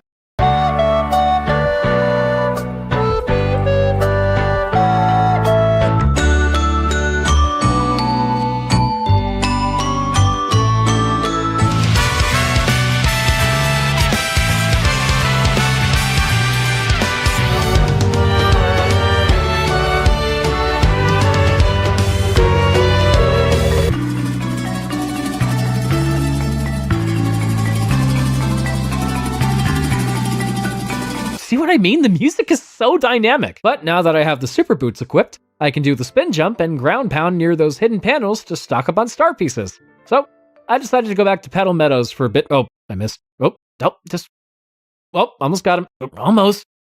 There we go. Okay, now I'm ready to... Whoops, that jumped a bit too early there. All right, let's try that again. And I missed it again. That's nice. All right, moving on. Oh my, I swear I'm not making my partners do this on purpose. Guys, you gotta stop. Nibbles is getting tired. Give him a break. I swear my partners are just this stupid. Anyway, we brought the crystal stars to the 1,000-year door, and Glitzville's location is revealed on the map. But before moving on to Chapter 3, I took a second to buy and sell some badges, gave Lumpy an extra 100 coins for his oil operation, used the shine sprites I collected to upgrade my party at Merlin's house, where they now let you skip the cutscene after seeing it for the first time. Thank you. And took on some more requests at the Trouble Center, including this one from a Toad kid named Pine T Jr. His dad went down to try and take on the Pit of 100 Trials to find some treasure that he wanted to use to support his family, but now Jr. wants us to go down and find him. Once we do find Pine T Sr., we try to talk to him, and we just get a text box that says, there's a beaten up Toad lying on the ground. Then after defeating the Pokey on this level, we try talking to him again, and he mutters, there's a beaten up me lying on the ground, before he finally wakes up. That is excellent. Once the Toads are reunited, Pine Tea Jr. rewards us with his prized possession, a silver card. Now all that's left to do before continuing the story is visit the Pienta Parlor on the west side of Rogueport, where we can use the card to play one of 4 minigames based around Mario's paper abilities. They're still the same as they were in the GameCube version. But this time, other NPCs have apparently decided to join in on the fun, including Wonky, Koopy-Koo, and even Luigi. But if you have an itch for gambling that you desperately need to scratch, you can either play these slot games, or get some help because you clearly have a problem. The original games had slot machines, but here they've been replaced with these digital slide puzzle games like the panel matching games in Super Mario Bros. 3. The giant Game Boy is still here though, acting as a scoreboard, but now it makes the original Game Boy startup sound play when you interact with it. The parlor, of course, is run by Don Pianta, the head of the Pianta Syndicate. And in order to take the blimp to Glitzville, we need him to give us a boarding ticket. But he won't give it to us until we find his daughter, Francesca, and her fiancé, Frankie. Then when the two of them return to the Don's hideout, I love how this scene plays out more like a melodramatic, gangster-based soap opera with the corny Godfather-style music and these great new expressions from Don Pianta and his bodyguards. My favorite being this one, where he shouts at them and they just go completely still and the shine in their sunglasses goes away. Then Mario's like, gee, Don, sorry for indirectly straining your relationship with your daughter, but can we have that blimp ticket now? Then the Don's like, fine, whatever. And away we go!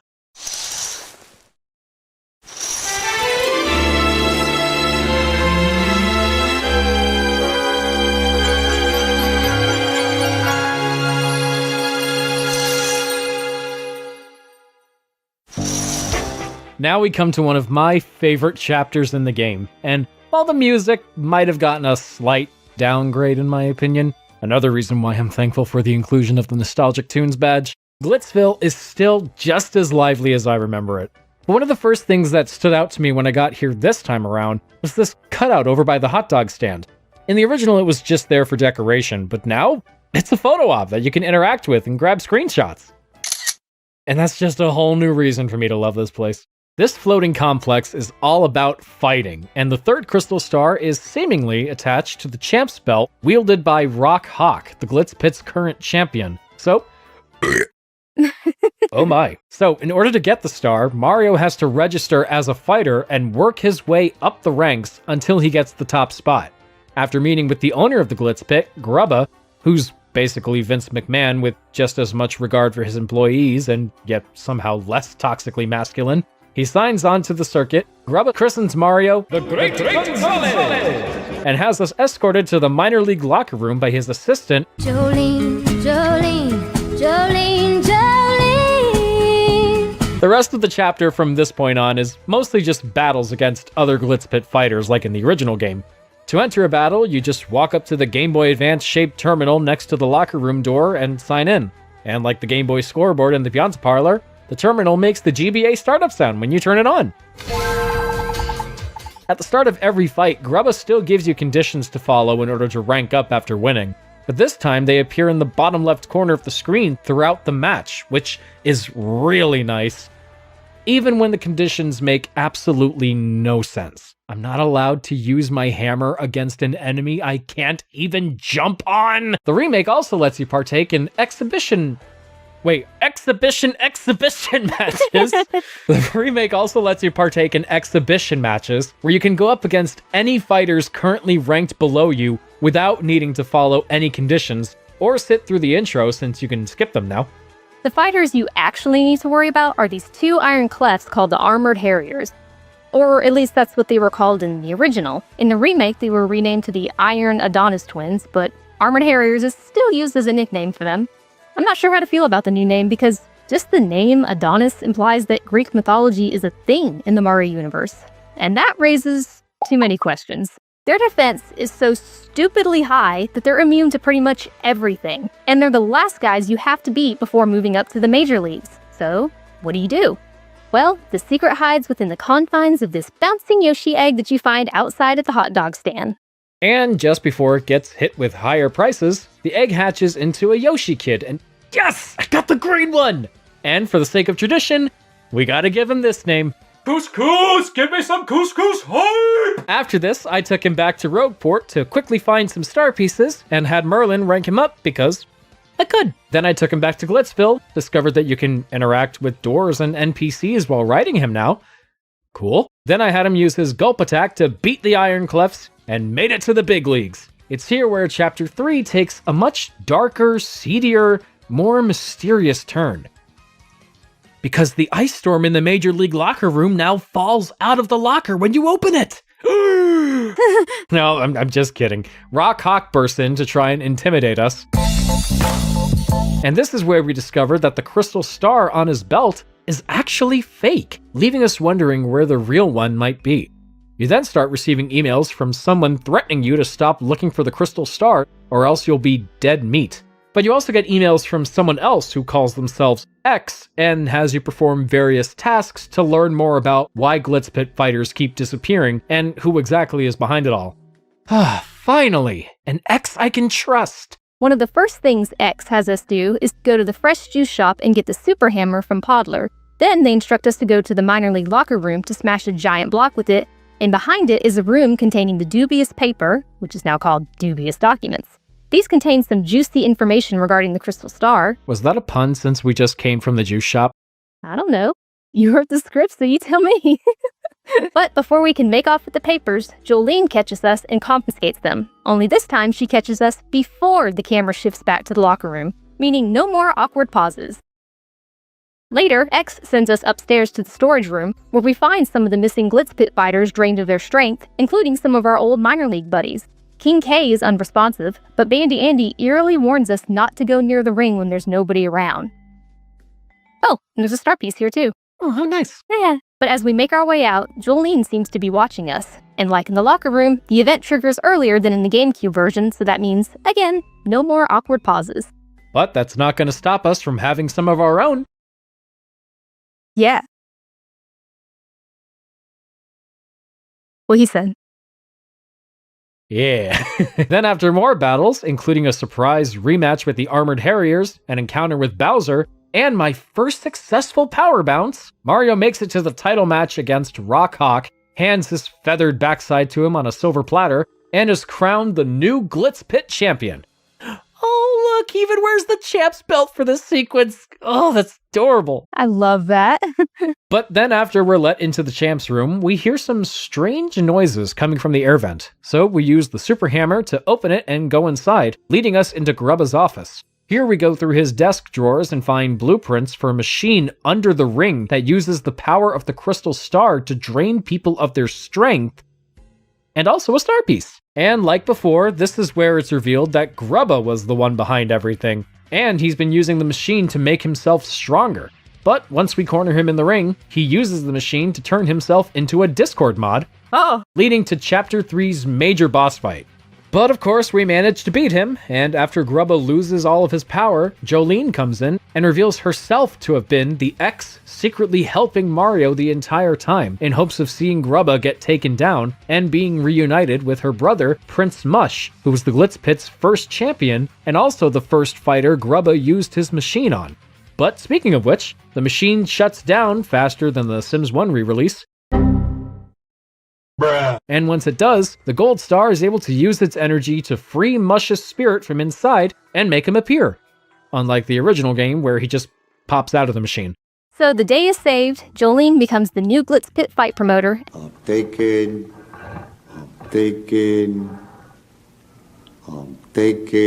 And the third crystal star is now in our possession. Meanwhile, back at the X-Naut Fortress, Tech sends Peach on a mission to disguise herself as an X-Naut and go into Grotos' room to obtain information from Grotos himself. Scenes like this are what I always loved about Peach's scenario in this game, especially compared to her role in the original Paper Mario.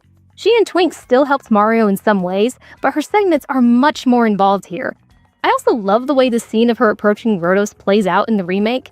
There's some new animations of her awkwardly entering his room, and they even added a filter to her voice clips when she tries to talk like an X-Naut.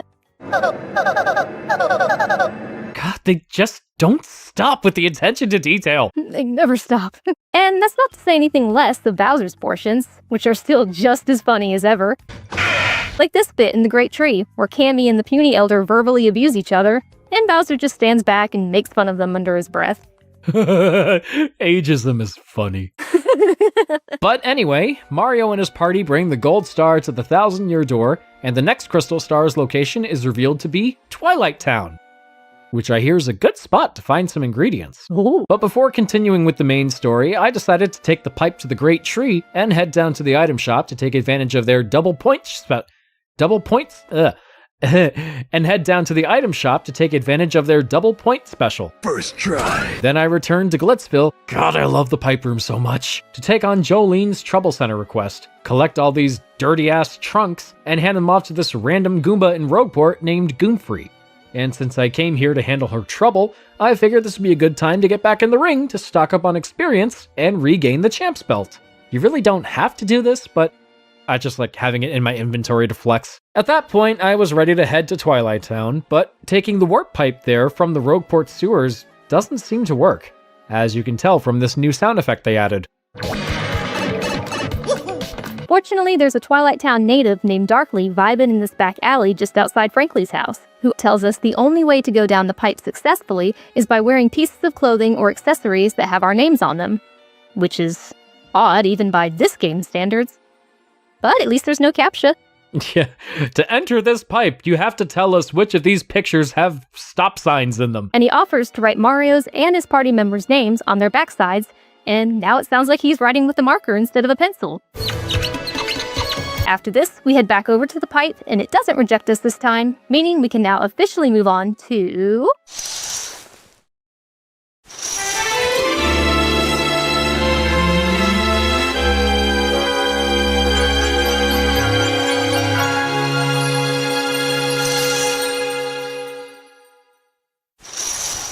Alrighty, here we are in Twilight Town. Chapter 4 is one of the more straightforward parts of the game, and that goes double for the remake, so we're not going to be as excessive with the details as the previous chapters.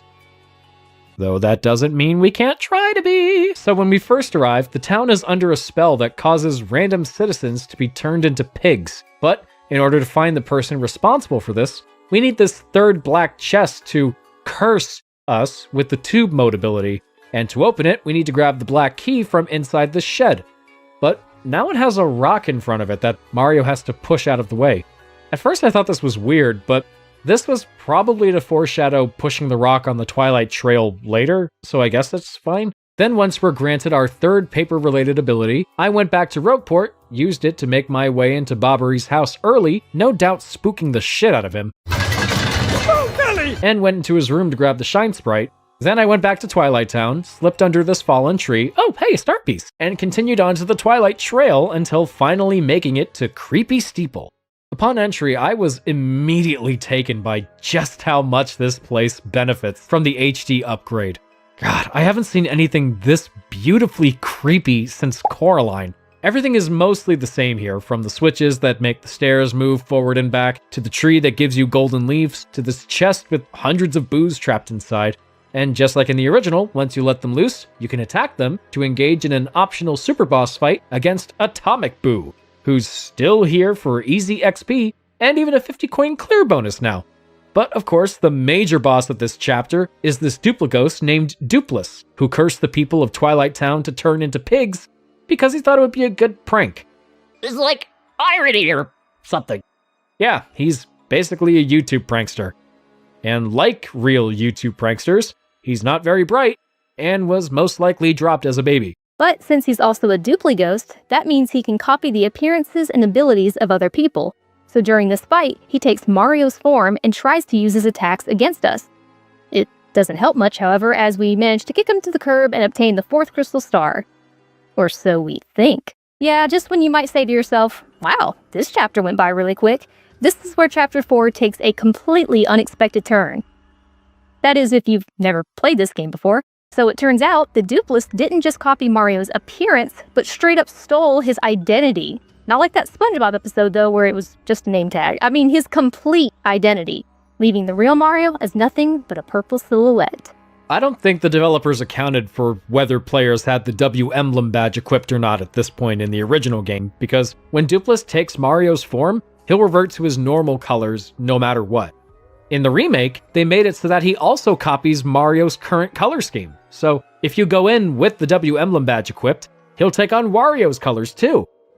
I'm not sure why this wasn't the case in the GameCube version, since I couldn't have been the only one who would go and get this badge early on, but kudos for actually thinking of us this time. But with Mario stripped of his name and body, he has a hard time interacting with people. Even the Battlemaster comments on this and just calls him Nameless Frank for the time being. So from here on out, Chapter 4 basically plays out like the story of Rumpelstiltskin. Dupless is even called Rumple in other versions of the game. To outsmart the villain and get what we want, in this case our very existence, we have to figure out what his name is. And sadly, it's not asshole, which I would argue is more fitting for him. But Rumpelstiltskin forced the girl in the fairy tale to guess his name 3 times, or within 3 days, depending on the version, whereas in the original game, Mario could guess as many times as possible, but would also be forced to guess every time he reached the 3rd area of Twilight Town. In the remake, Dupless still appears when you get to that same spot, but after your first encounter with him here, you'll have the option to avoid guessing entirely and just run away. But you might notice that there's a letter missing, specifically a lowercase p. And no, you can't substitute it with an uppercase P or write his name in all caps. So, what do?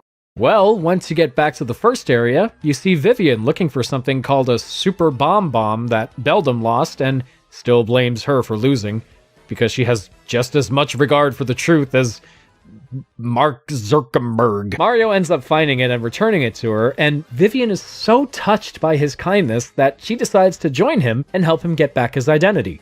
Oh, and for some reason I assumed that not having Goombella in our party meant that Mario would no longer get hints and tips on how to proceed with the chapter. But since Vivian is our only party...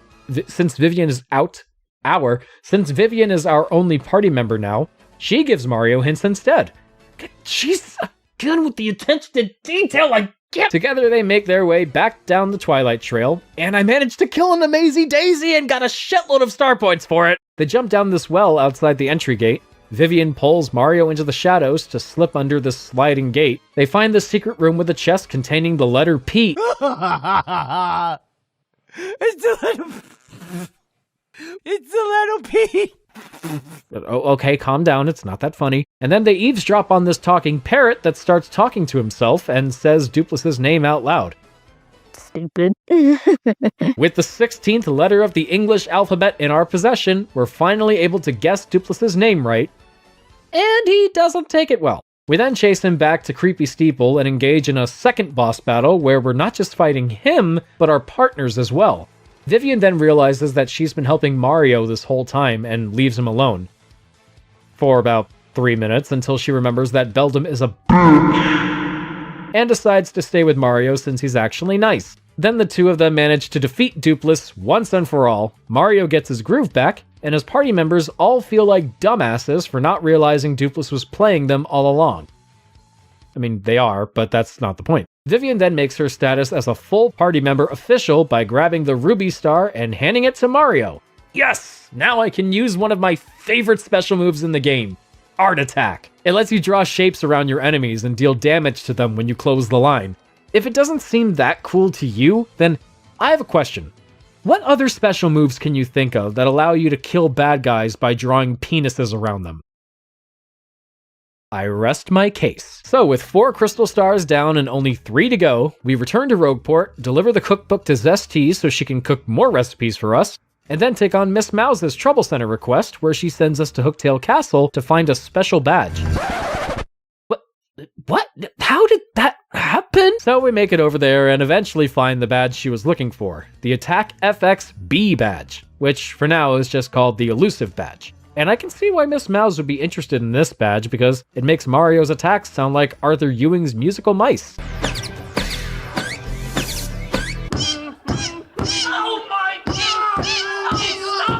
But when we bring it to her, Miss Mouse reveals that she'd hidden it herself and was toying with Mario to see if he could find it, and then she decides to join his party.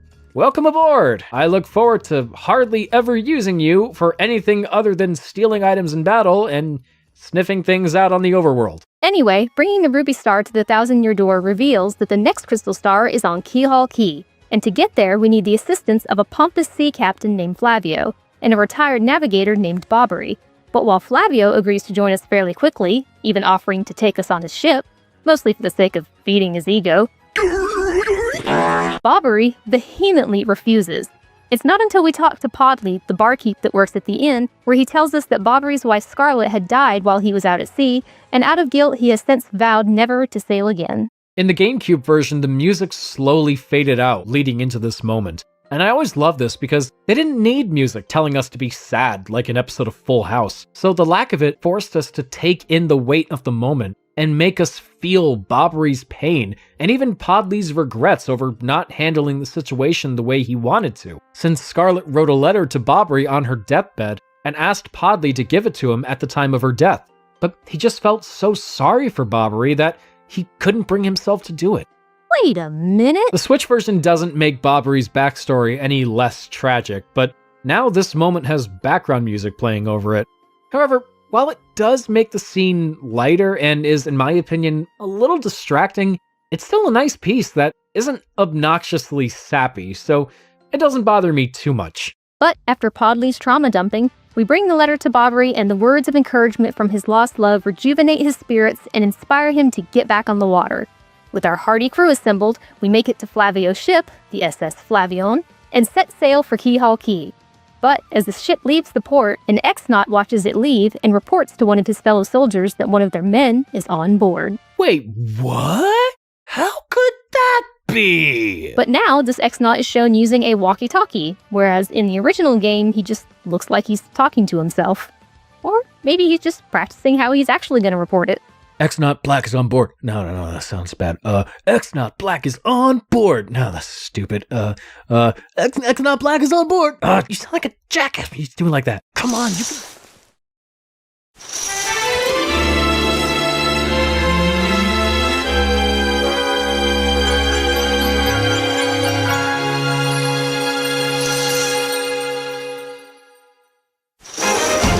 Moving right along to Chapter 5 as the SS Flavion sails across the sea while Flavio sings the song from Foreshadowing the Musical while being accompanied by a disembodied kazoo master.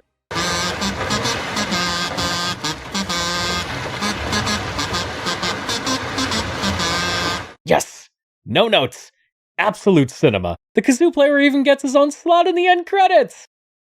Bet! But then suddenly the ship is attacked by these flaming ghostly creatures called embers, and they actually attack now. They ram into the ship and send the crewmates flying off the side, instead of just hovering around the ship as it slowly sinks into the ocean. But you and your entire crew conveniently end up shipwrecked on Keelhaul Key because the plot demands it, and over the course of a few days they manage to build an inn and even an item shop. That's pretty impressive, I gotta say. While roaming around, I also discovered that you can get keel mangoes right from when you first make it to the island, while in the GameCube version, they would only appear after clearing the chapter. Awesome! Now I can stock up and store them at the item shop here and now to use them for recipes later! Oh, and Mario can hold up star pieces while riding on Yoshi now. Fascinating. But later, we find some crewmates being attacked by embers, and Bobbery keeps them busy to give this toad and this one pirate that clearly isn't Lord Crump enough time to escape. Then, after Crump calls us out for seeing past his disguise, we go back to check on Bobbery only to find him severely injured after fending off the embers. Seemingly at death's door, he asks us to fulfill his final request and bring him a Chocola Cola. I understand now that this drink shares its name with the one for Mario and Luigi Superstar Saga, but not only is this cola a different color from the one in that game, it was actually a bottle of wine in the Japanese version.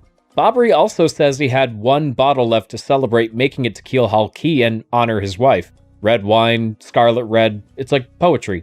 But obviously we can't have Mario characters consuming alcohol. Outside of Japan anyway. So what did they do with this drunken sailor? Give him a funny grape soda. What's confusing though is that the remake keeps the purple color across all regions, including Japan, and yet over there it's still referred to as vintage red. So, does that mean it went bad? I don't know. Well, back on topic. When we return to the shore, we learn that Flavio isn't just flamboyantly big-headed, but he's also a kleptomaniac, as he found Bobbery's drink lying on the beach after the shipwreck, and thus claimed it as his own. But with Bobbery at the end of his rope, Flavio agrees to hand the drink over in respect to his wishes. This leads to a new bit where he mistakenly pulls out the skull gem first, which we'll need to get into Pirate's Grotto later. I like that, it's cute. Then, after slipping through a gap in the bridge to try and land on this platform, but then falling in the water because the bridge is still slightly further beside it and not directly above it, some things just never change. We bring the drink to Bobbery, he chugs it down, and seemingly dies. But that's nothing a good bop in the head can't fix. Oh, Nelly! Suddenly, Bobbery is as spry as a fox, and he decides to join our party. And do you remember that song Flavio sang at the start of the chapter? Well, the lyrics to that song are actually instructions on how to open the entrance to Pirate's Grotto, which is where the crystal star is located. As for that skull gem I just mentioned, we put it into this rock, hit these statues, throw Bobbery into this hole, make more rocks go boom, and continue on our way. But as we go deeper and deeper, a bulky Bob-omb appears at one point and forces us into a battle. I'm not sure why this is here, but I'm not going to bother trying to figure out why. Then after finding the fourth and final black chest, who realizes we've seen his shtick 3 times already, but we let him do it anyway because of how much it would mean to him, we get the boat ability. As a cute little paper boat, we then find some toads and other crew members stranded on a piece of the ship. But first you'll have to sail over to the other side of the room to find a way to help them get across. And I love these little things they say to themselves as you go past them. Well, that was pointless. Are you kidding me? Guys, I'll help you. Just be patient. But once that's taken care of, we reach this spooky ship called the Black Skull, where the ghostly Spanish pirate king Cortez resides. You can tell he's Spanish because he speaks it more often in this version. And unfortunately, it's still not the same Cortez from Road to El Dorado. Oh, really? I know. I was disappointed too. An obligatory boss fight follows, and once Cortez is defeated, he relinquishes his treasures to us. But okay, now you decide to do something useful. But when we tell him we're just here to find the crystal star, he's like, Well, this thing, I've just been using it as a paperweight. But you can have it. But before you can say, damn, Cortez is pretty based, one of our crewmates seems to have allied with the X-Nauts, but big shock, it was Lord Crump all along! Though I love this added detail of him fixing his ear after taking off his disguise. Without any effective means of fighting back, we team up with Cortez, and Flavio returns the skull gem to him, allowing the Black Skull to sail once more. The two ships. There I go again. The two ships collide, we fight Crump off once again, and the Sapphire Star is ours. Grotus seemingly didn't take this well, and the next time we see Crump, he's sulking in Twilight Town, where Bowser just so happens to be too. I got the Twilight Blade. I'm just joking. Sucker. Is there a Paper Mario game where Bowser isn't the best character? If there is, I haven't played it. Inevitably, the two of them butt heads and call in their squads, with Crump and his army of X-Nauts against Bowser and his minions. But ultimately, both sides blow each other up when Crump tries to use the Super Bomb. Hey, wait a minute, I just looked in that bush, and somehow I couldn't find the Super Bomb, and yet Crump was able to? What the hell's up with that? And this time it hits Bowser while he's screaming, instead of after you close out of the dialogue bubble in the original.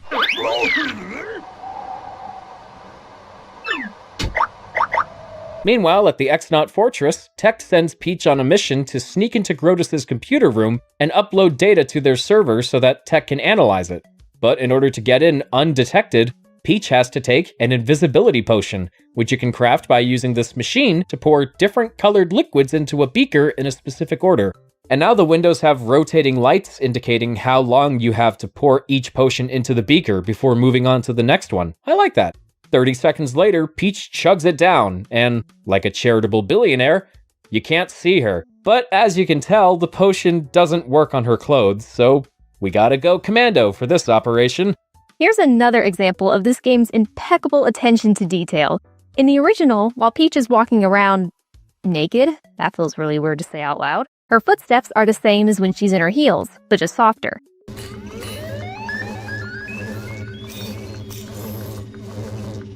In the remake, they completely changed it, so now it sounds like she's walking around barefoot. Yay, finally! Realism in a Paper Mario game. Just what I needed. Oh, and I have to admit, I somehow didn't realize until playing the GameCube version again for this video that the computer in Grodus' office is a Famicom disk system. I don't know how I didn't connect the dots sooner. The computer disk, the boot up screen. I feel like an idiot for seeing this now. Then again, I always feel like an idiot no matter what I do because I am an idiot. Woo, self-deprecation. Then after cooking more recipes, splurging on another double point item shop sale, and taking on this Goomba named Goom Goom's Trouble Center request to get him a girlfriend, only for Goombella to make things awkward by saying she and Mario are a couple instead of just telling Goom Goom she's not interested, the next Crystal Stars location is revealed to be Poshley Heights, and the only way to get there is by taking the luxurious XS Express.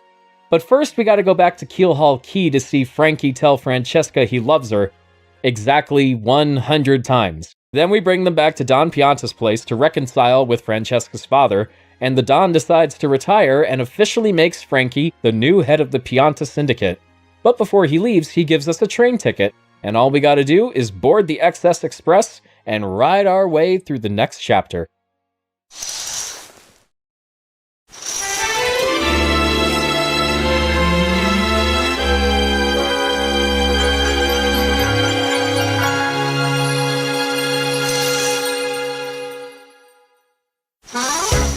I've always loved Chapter 6, but it isn't solely for the train setting or even the cozy Poshley Heights later on.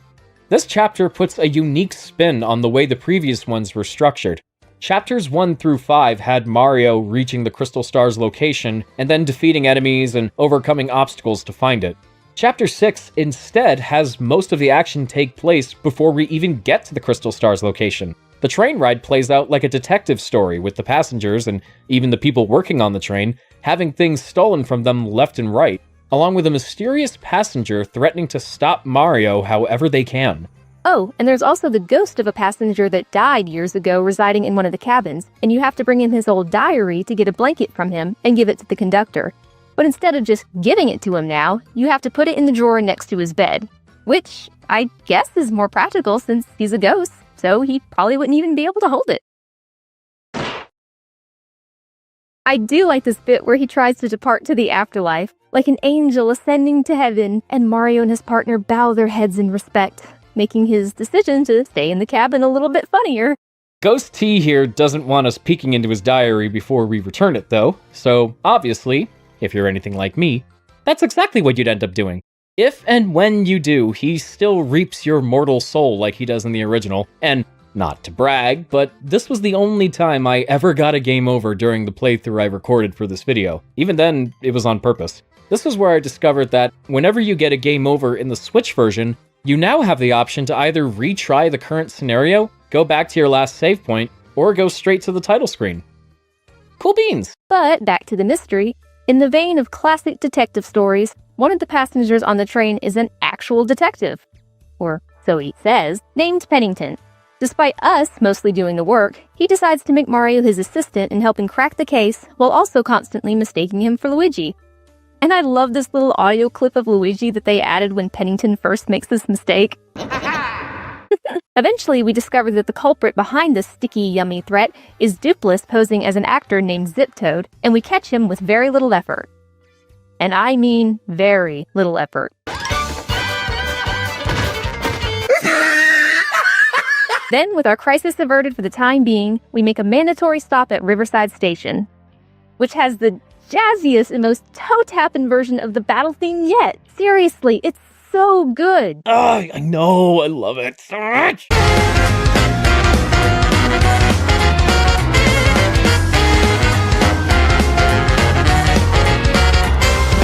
But we can't continue on since someone seems to have raised the bridge. So the conductor gives us a station key, or entrance key as it's called now, to go inside the station itself and find a way to lower the bridge. During my time here, I found that coins were added to this tube mode section near the bottom of the station. Yoshi can still use his gulp ability to swallow pokey heads, though it doesn't always work. And activating the numbered switches in this room doesn't just make stairs appear anymore. It only makes it so that you can then press a button that makes the stairs appear. God, why do I need to work for it even more? I know. You can still find the Ultra Boots here though, allowing Mario to perform the spring jump, But now when Mario does it under a platform with an item on it, he immediately falls to the ground without getting flattened and slowly falling down. However, he still does this with Shine Sprite blocks, even though it was the other way around in the original. Why? I don't know. I love that though. But anyway, just like the GameCube version, we eventually find the switch that lowers the bridge, and as we continue on our journey, the train is then attacked by a horde of creatures called Smorgs. So we head over to the item shop, wake up the shopkeeper to purchase items from him, which apparently you can also do in the GameCube version, and I didn't realize that until after I finished recording footage. And then we fight the Smorgs on the top of the train, before finally making it to Poshley Heights. It's good to see this place is still just as peaceful and fancy schmancy as it was before. They even have this wonderful jazzy piano rendition of the theme in the hotel.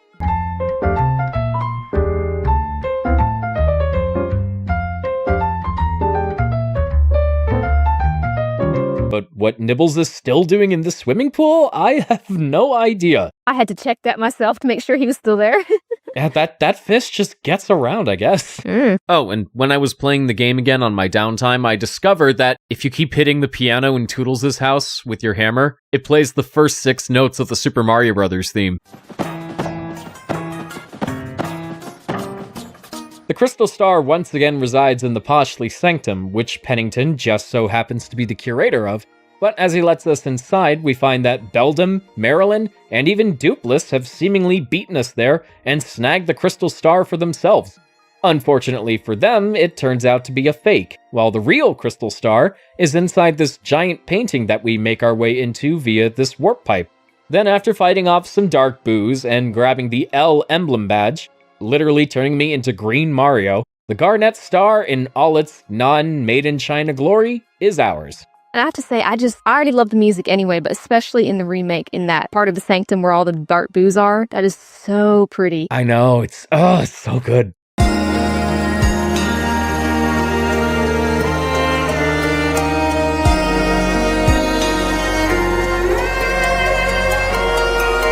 But Beldam and Marilyn aren't the only ones that end up falling for a fake Crystal Star. Bowser finds his way into Rock Hawk's private gym and sees the champ's belt hung up on his wall, despite us having won it from him again by this point. Well, maybe his ego's just so fragile that he needed a copy made for him to keep to himself. He totally would do that. But we know by now that he's all squawk and little bite, so Bowser easily overpowers him in a way that plays out differently from the GameCube version, but honestly, I kinda like it more here.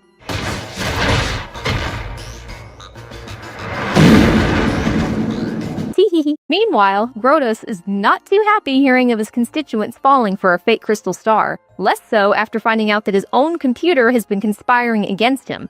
Or at least that's what I assume is being said to him here. So, as Peach sends one last message to Mario, Grotus bursts into the room, making Peach stop typing instead of after closing out his speech bubble like in the original. Give me a second, I'm trying to pre-order my Switch too, but the site keeps crashing. And orders 2 X-Nauts to shut Tech down and wipe all his data.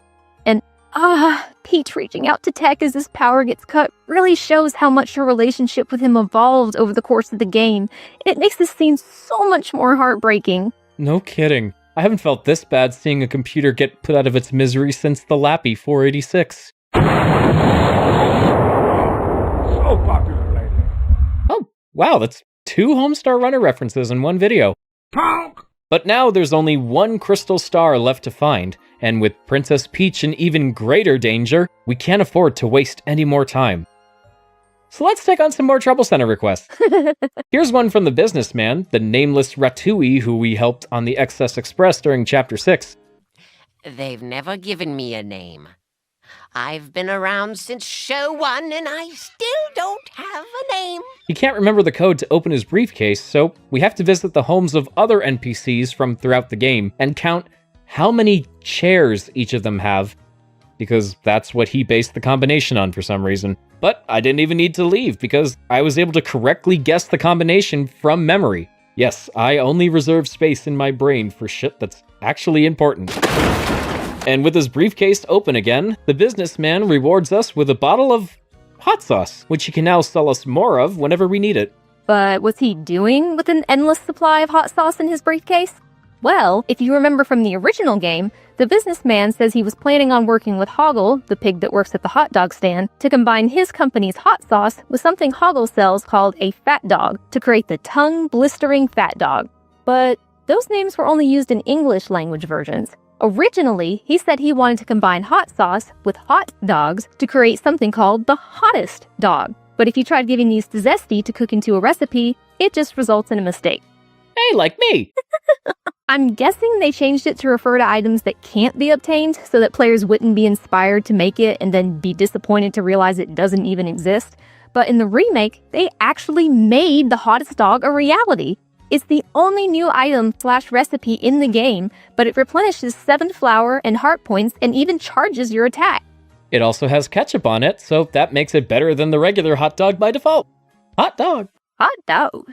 Next, I took on Toodles' trouble, which involves us needing to retrieve a wrestling magazine that she lent to Jolene. But Jolene seems oddly hesitant to return it, and gets all sheepish when confronted about it. Don't get the wrong idea. I borrowed this magazine as a promoter, that's all. I needed to see what the fuss was about. It's not like I follow fads or anything.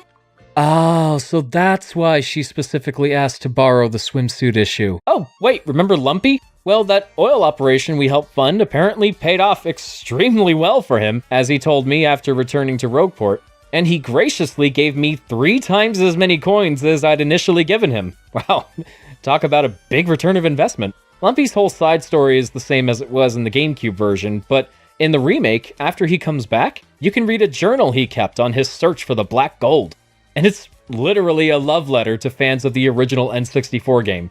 Lumpy writes about his hometown being a city where people are constantly shivering. He mentions taking a train to Mount Rugged, walking from there to Dry Desert, and encountering Buzzar, reaching Dry Outpost, getting lost in the desert, and being saved by Colorado, stocking up on lemons and limes after Moustafa brings him to the oasis, walking from the blue cactus to the cactus-shaped rock, and having Merlovely tell him exactly where to dig. Ah, what a nostalgia trip that was. If only we got more remixes of songs from that game for each log entry. That would have just been the icing on the top of the cake. And damn it, now I want an OG Paper Mario remake too. Me too. Oh my gosh, I love that part so much. Well, after that, I got 3 matching numbers in the Happy Luck Lottery and won myself a Power Plus badge. Then I used those fancy new Ultra Boots of mine to spring jump under this giant chest in Rogueport Square and grab the Ultra Hammer. With it, I was able to get rid of this stone block in the sewers and take this warp pipe on the other side of it that leads to Far Outpost. But that's not where the next crystal star is kept, as bringing the Garnet Star to the 1,000-Year Door reveals that our journey is going to take us to the X-Nut Fortress. On the moon! Well, shit, someone better call Jackie Gleason. Bang zoom! No, in actuality, to get to the moon, we need to fire ourselves out of a cannon. And where is it? In Far Outpost. Well, what are the odds?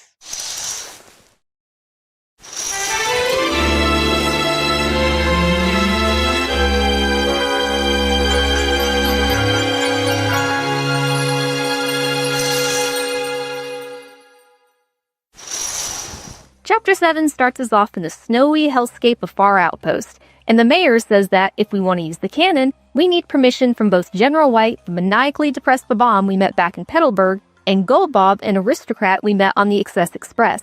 The latter of them is easy to find and get a sign-off from, but General White doesn't seem to like staying in the same place for too long, as he seems to be wandering around all over the place. He's so aimless and keeps going off in different directions, constantly losing sight of where he was trying to get to in the first place. You'd might as well call him the DC Extended Universe.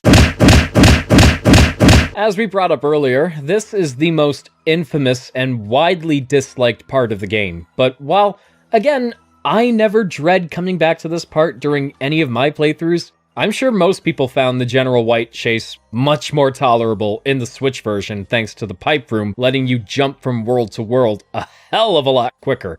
But while stopping in Petalburg, this Koopa Trooper here admits that he didn't expect us to take down Hooktail. Well, thanks. And then mentions hearing that Hooktail had lots of dragon friends. And I've heard they're all much, much meaner and more powerful than Hooktail. I'm pretty sure he says this in the original game too, and we will get to those friends of hers later. But this game is over 20 years old, and I'm still finding new stuff. Damn. Oh, and just before I found General White back in Far Outpost, I got an email from Rock Hawk talking about how much better he is than me, despite him never beating me in any of our matches, and, you know, this. Then, after physically assaulting the general to wake him up, he and some of his spellable bombs get the cannon up and running again, and we get shot to the moon. Completely unscathed, of course. Then, after meeting up with Wallace and Gromit and sitting down for a cup of tea and a slice of cheese, we make it to the X-Naut Fortress where we get this insanely awesome remix of the battle theme. By the way, when listening to this track on YouTube, someone in the comments mentioned that it sounds like something out of Tekken, and now I can't unhear it.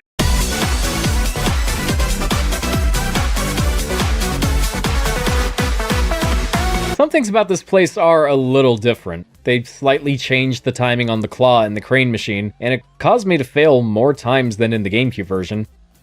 In that, I even failed at all. Card keys are called security keys now. You have 4 kiosks to put them in as opposed to 3, meaning there are now 4 keys for you to find. And you get the 4th one from this elite X-Naut that's still hanging out in the bathroom, but when you find him, he's taking a shower, and walking in on him triggers a forced battle.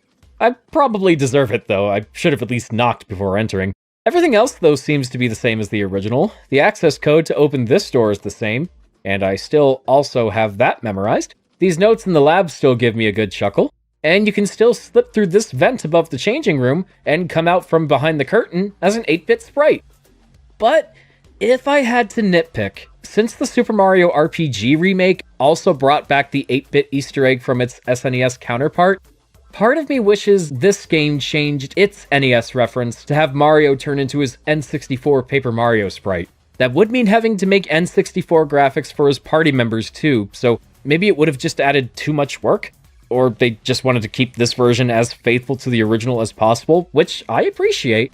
But the original Paper Mario also had an 8-bit reference, so I just think a kind of reverse of that would have been nice. I am glad they kept it though, so it really is just a nitpick at the end of the day. Did we ever make a video on the Mario RPG remake? Oh shit, we didn't. And I have the whole game recorded. We should get around to talking about that at some point. Well, later we come face to face with Lord Crump once again, who Grotto seems to have entrusted with the Crystal Star, despite him having failed several times at taking the other ones from Mario, but now he's also equipped with a new and improved Magnus Bond grapple suit. But because he's still, well, Lord Crump, we take him down one last time and claim the final Crystal Star as our prize. But once we do, the X-Naut Fortress starts losing power, meaning we can't access the room where the teleporter to Roport is located. Fortunately, our favorite emotionally confused supercomputer still has a bit of fight left in him. Now running on backup power and cached memory, albeit slowly failing, Tech tells Mario and his team that Grottos has taken Princess Peach to the Palace of Shadow and diverts all remaining power to the teleporter room to help us get back, knowing he would cease to exist as an AI consciousness, but willing to take the risk if it means Mario can ensure that Peach will be safe. Okay, who's cutting the onions? But fortunately, we still have one more Bowser section to lighten the mood. He makes his way to Poshley Heights, still trailing far behind Mario, and then, after giving a small child third-degree burns and being hit on by Toodles, who seems mesmerized by his big horn energy, and is there anyone this character doesn't want to bang? Bowser makes his way into the Sanctum and, like Beldam and her goon squad back at the end of Chapter 6, falls for yet another fake Crystal Star. Meanwhile, Mario and his party make it back to Roport, where Professor Frankly just so happens to be waiting, and leads us to the 1,000-year door. We have all 7 Crystal Stars, the princess's life is on the line, and there's no telling how much longer we have before Grottos carries out his plan. So obviously that means we have more troubles to solve, like this one where we talk to a Luigi superfan named Todia while Mario is in Luigi's colors, and then the real Luigi comes along, and Todia gets terrified and thinks he's a fake.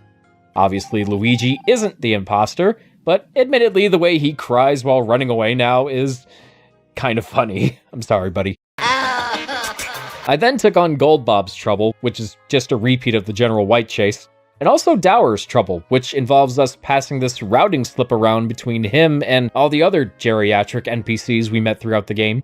But now his trouble becomes available after clearing Chapter 7 instead of Chapter 4 like in the original game. Then through Mario's subscription to the Rogueport Direct Mail service, I received the last digital issue and gave it a quick scroll through. only to find the hidden bonus section that was present in every other version of the original game, but removed from the English release, was fully restored. Like before, it mentions Chuck Quizmo, host of the game show segments from the original Paper Mario, is hosting a new show called Hey, Who's Fibbin'? And production has kept him so busy that he's practically disappeared from the public eye. Okay, I love you, bye-bye.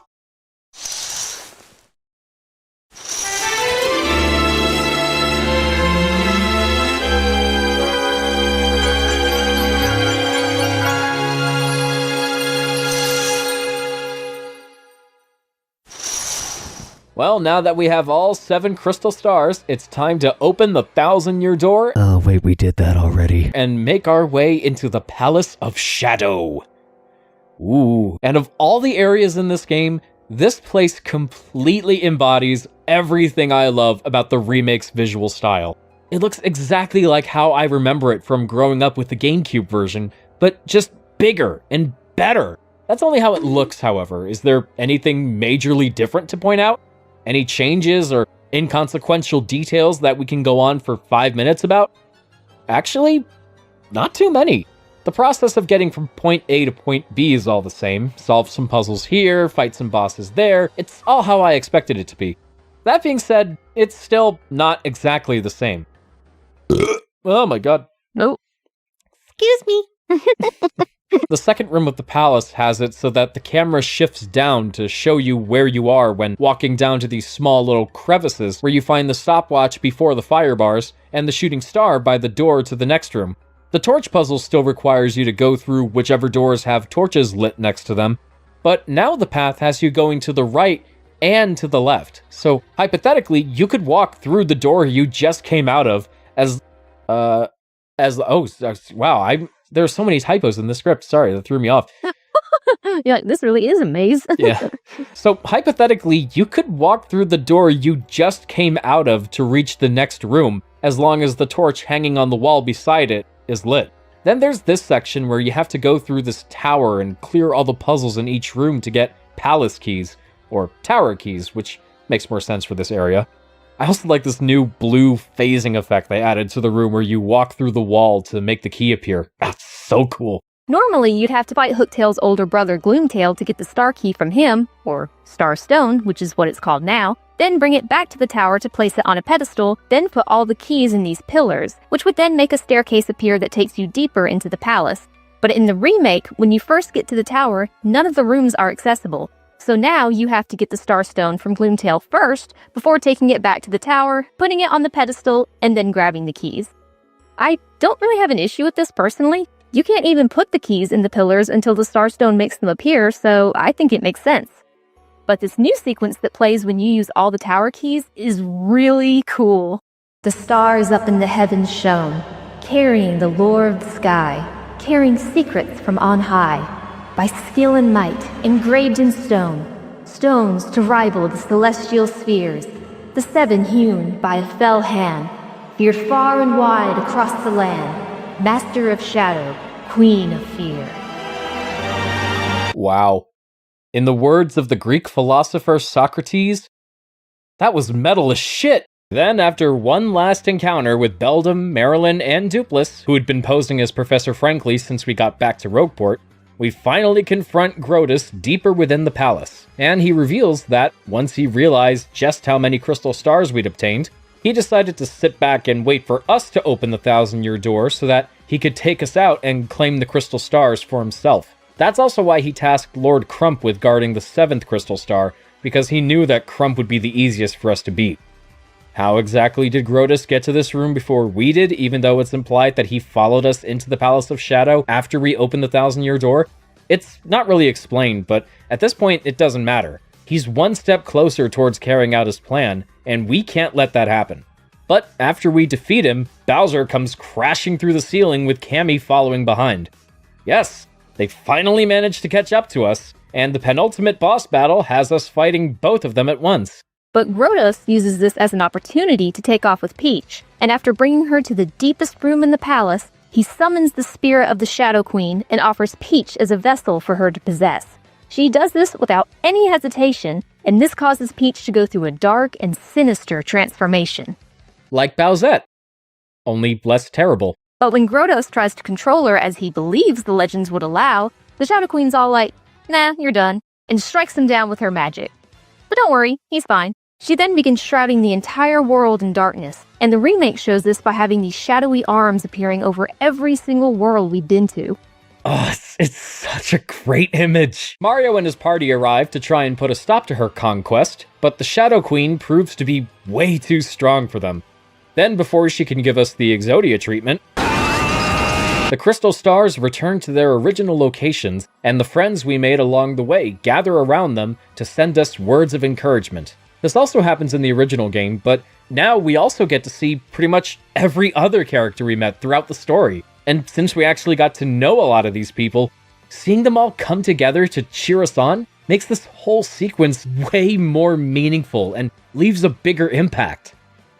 Not sure what Dupree is doing on Keelhaul Key, though. And shouldn't any of them be worried about those embers back there? Then Peach's spirit temporarily regains control of her body to give Mario and his friends the last of her strength. And with everybody around the world rooting for them, the real final battle can begin.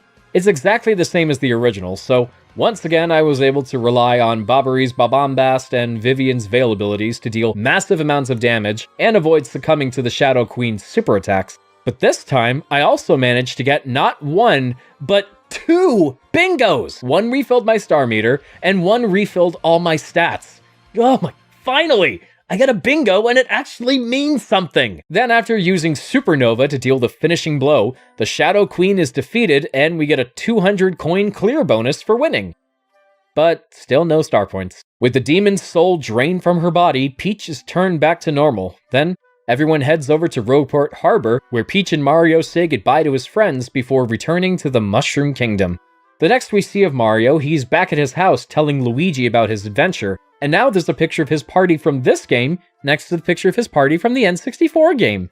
Aww. But just when he thinks he finally has a chance to kick back and relax, Peach arrives and forcefully invites Mario on another adventure, and the game ends with this cute sepia-tone freeze frame showing Luigi hastily pushing Mario toward Peach, before transitioning back to the book from the prologue, with this frame being on the very last page of the book. Then the book closes and the light shuts off. I don't even have a joke here, that is just such an amazing touch. I love it, it's perfect. But then we're treated to this wonderful new end credits sequence with images of the game appearing on a large movie screen and all the major players coming out onto the stage as if to take a bow. I love this so much. Compared to the credits of the original game, this staff roll does a much better job at making us happily reflect on the adventure we just went on, especially with me having loved the original game since I was a kid. I'm getting emotional just thinking about it. I know, me too. They also added confetti to the title screen to celebrate you finishing the story. Yay! Yay, we win!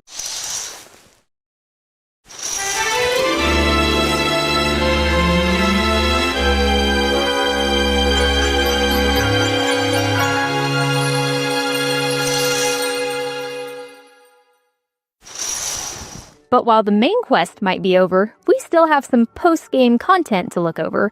And if you ask us, there's no way you can get the complete 1000-Year Door experience without conquering the Pit of 100 Trials and clearing the Trouble Center request related to it. Like Swabs, who wants us to get rid of the graffiti he wrote on the 50th floor.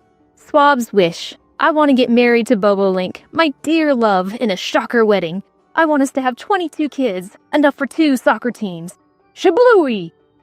There's a guy with goals. We should all aspire to be more like him. But we've also got to help Bub patch things up with his mom, clear the way for Doty to reach the Great Tree, and catch up with Lady Bo and Bootler from the original Paper Mario.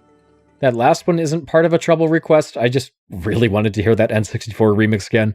Meanwhile, the pit is still the same lengthy marathon as it was in the original game, only now you get a clear bonus for winning every single battle. Charlieton seemingly appears in smaller and more random intervals, and offers Ultra Mushrooms and Jam and Jellies instead of Super Mushrooms and Maple Syrups. And they fixed the translation error where Goombella says that Dark Lakitu throws pipes at you, and that the pipes turn into sky blue spinies. I should have seen that coming, but I'm still glad that they did.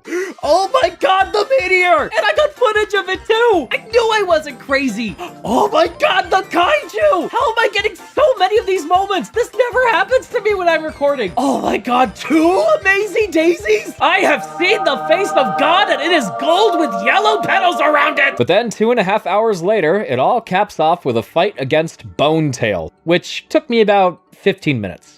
That's not really surprising though. This fight isn't too hard, it just takes so long because of how much HP she has. Oh, and look! I got 999 coins for beating her! But I still only got 1 star point. Oof. Then after grabbing the return postage badge and making our way back to Rogueport, Ian Fumus congratulates us for completing all the Trouble Center requests. Oh, I guess I don't have anything left to sell you. I mean, tell you. Wow, way to blow your cover there. But then an email shows up in our inbox informing us that a new boss has appeared at the bottom of the pit. Fortunately, we don't have to go through the whole marathon again since the mover is at the entrance now, so this time we only have to replay half of the trials. Thank God. But who could be waiting for us at the very bottom? Well, I was surprised to find that it was none other than... Wobbuffet? Wobbuffet?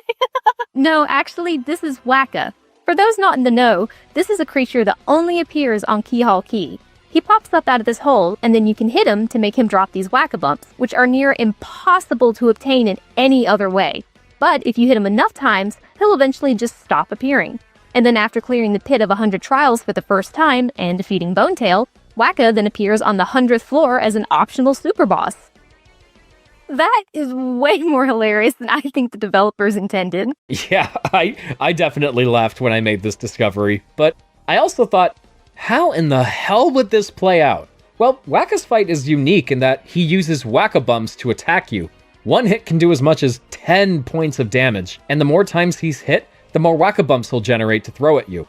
But since he only releases them after taking hits, he'll do things like shake the stage, make things fall on his head, let himself get crushed by kaijus and meteors, anything that can cause him physical pain to generate more Whack-a-Bumps. On top of that, he can also use them as items to replenish his health. And if you think you can use Flurry's Gale Force to blow them away, well, I tried, and it doesn't work. This fight surprisingly got a little intense, but as long as you go in with the right selection of items and badges, it should be pretty straightforward. All in all, it's a very funny and welcomed addition. Defeating him also rewards you with a gold Whack-a-Bump, which, sadly, cannot be eaten. But he's not the only new optional super boss you can take on. Remember when Grubba used his power-sucking machine in Glitzville to feed off of other fighters' strength, and how Jolene's brother Prince Mush was one of his victims? Well, for additional context, once you clear Chapter 3 in the original game, it's implied that Prince Mush would eventually return to the fighting circuit after being freed from the machine. But nothing ever really comes of this. However, in the Switch version, after solving Jolene's trouble, you'll get an email from Prince Mush inviting you to partake in an exhibition match with him. Yeah, you can actually fight Prince Mush now. And he's apparently very gullible, since it's implied that he fell for Rockhawk's poison cake trick at some point and has sworn off it ever since. So, he's pulled that same stunt more than once? At what point will people stop falling for it? God only knows. I love the way this version of the game elaborates and fleshes out aspects of the GameCube version that were either hinted at or left in the background. So, actually getting to fight Prince Mush sounded amazing on paper.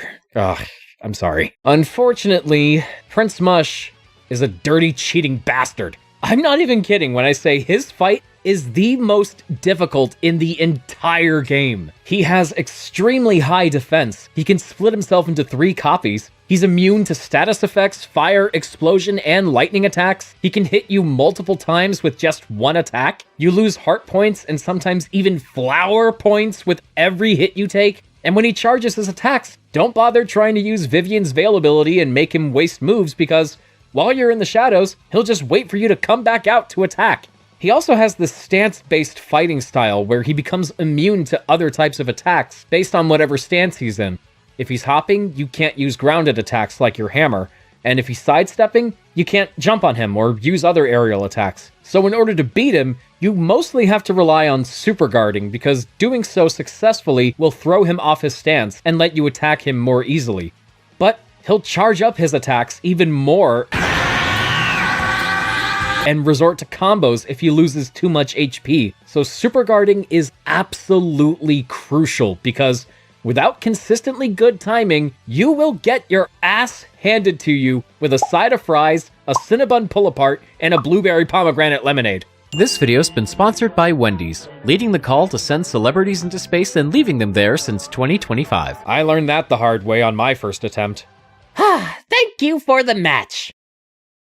Son of a bitch! I should note that, according to a spreadsheet drafted by some extremely dedicated fans, Prince Mush is actually susceptible to one-hit KOs inflicted by the Showstopper ability, but there's only a 5% chance of pulling it off successfully, or 1 in 20. This YouTuber named Spencer PK managed to get footage of it, but only after 33 attempts. Out of curiosity, I tried this out for myself, and you know how many times it took for me to do it? 1. Yeah, I'm not kidding. I didn't get my own footage of it. It happened while I was just playing on my downtime, but I swear, I actually managed to do it on my first try. And believe me when I say skill had nothing to do with it. If it did, I'd be bragging about it a hell of a lot more. Yeah, it's completely luck-based. Later on, I recorded myself trying it again, but of course, it didn't happen on the first try, but I guess I should still consider myself lucky since I managed to do it on my 7th attempt, which is still more than 1, but it is less than 30. Nevertheless, it's still technically possible. However, if you don't have the patience for that, and I wouldn't blame you for it, here are some tips. Number 1, have a lot of life mushrooms on hand. Any items that refill your HP and FP are good to have, but life mushrooms are critical because they immediately revive you and replenish 10 of your HP once you die. And with how many hits Prince Mush can land, these will literally be your lifesaver. Number 2, on a similar note, bring a bunch of jam and jellies with you too. They're super expensive and a little rare, but they restore 50 flower points, so make sure to store as many of them in the item shops as possible once you find them. They'll definitely come in handy for this fight. For that matter, maybe save some whack-a-bumps for this fight too. Number 3, have the Piercing Blow and Charge badges equipped. Piercing Blow is basically a power smash that ignores defense, and using Charge or Power Lift to increase your attack strength will help deal massive amounts of damage. Number 4, Power Plus and Defense Plus badges wouldn't hurt either, but just make sure you have enough badge points to equip them. Number 5, 2 words, Rally Wink. It's a move Goombella gets once she reaches a certain level, and it gives Mario a second chance to attack. So do this to Piercing Blow again and deal more damage. Number 6, Prince Mush might be immune to fire attacks, but when he clones himself, you can use moves like Vivian's Fiery Jinx attack to reveal which of them is the real one. Just be sure to swap her out with another partner right afterwards that isn't Bobbery. Number 7, talk to the Battlemaster and spend some time practicing super guarding before taking on Prince Mush. I can't stress this enough, but it's incredibly important that you get the timing down just right. Number 8.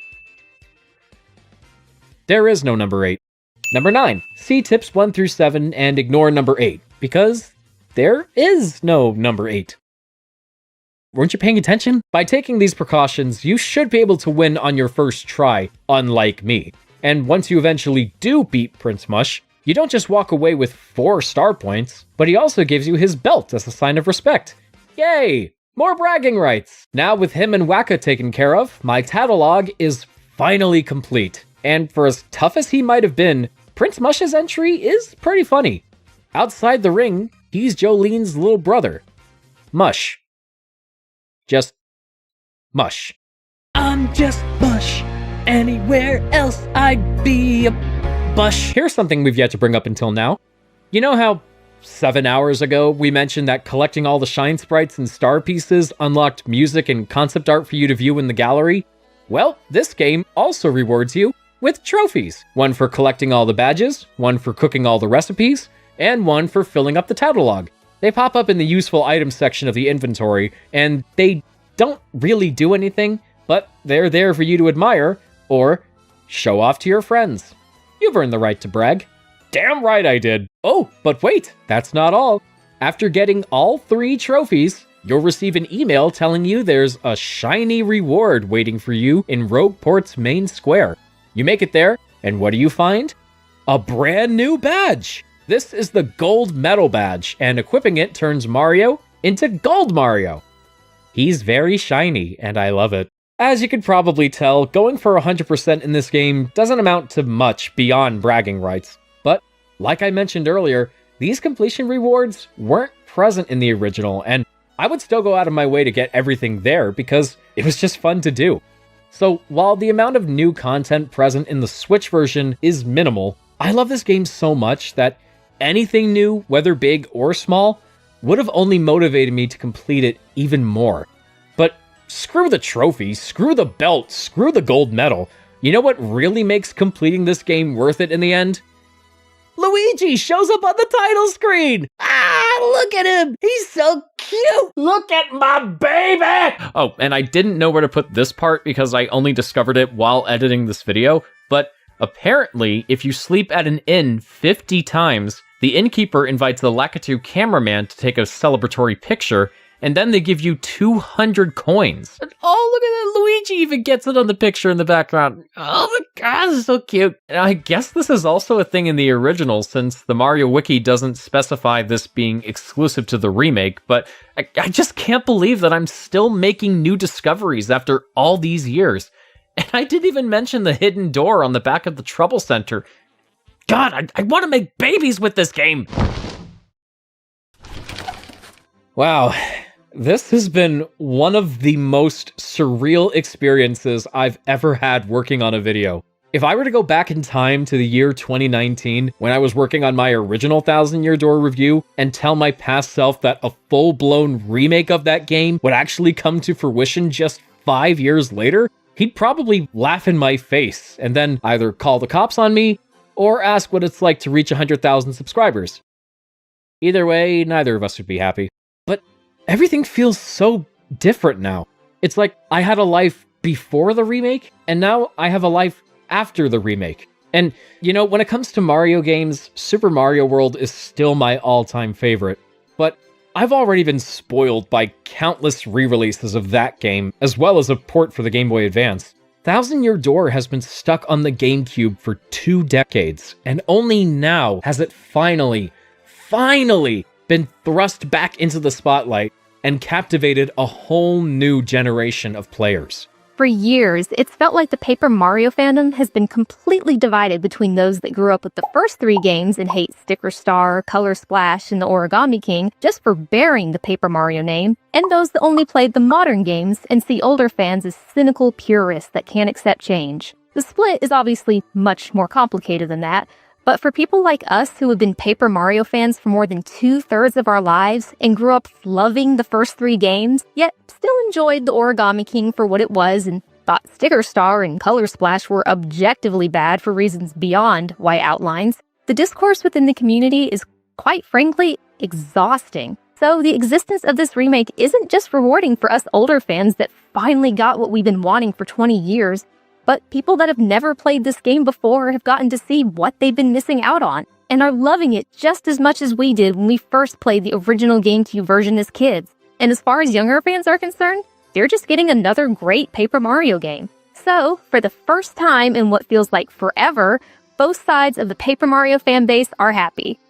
But the big burning question now is, what's next? Well, despite it selling better than the original, as of this video, the Thousand Year Door remake has also sold 1.4 million copies less than the Origami King. And when I reviewed that game, I said that I wouldn't have minded if future installments continued to follow in its footsteps and improved on everything that worked while also fixing everything that didn't. But considering how this game's critical review scores are the highest a Paper Mario game has had since, well, the original Thousand Year Door, Nintendo would be stupid not to take that to heart.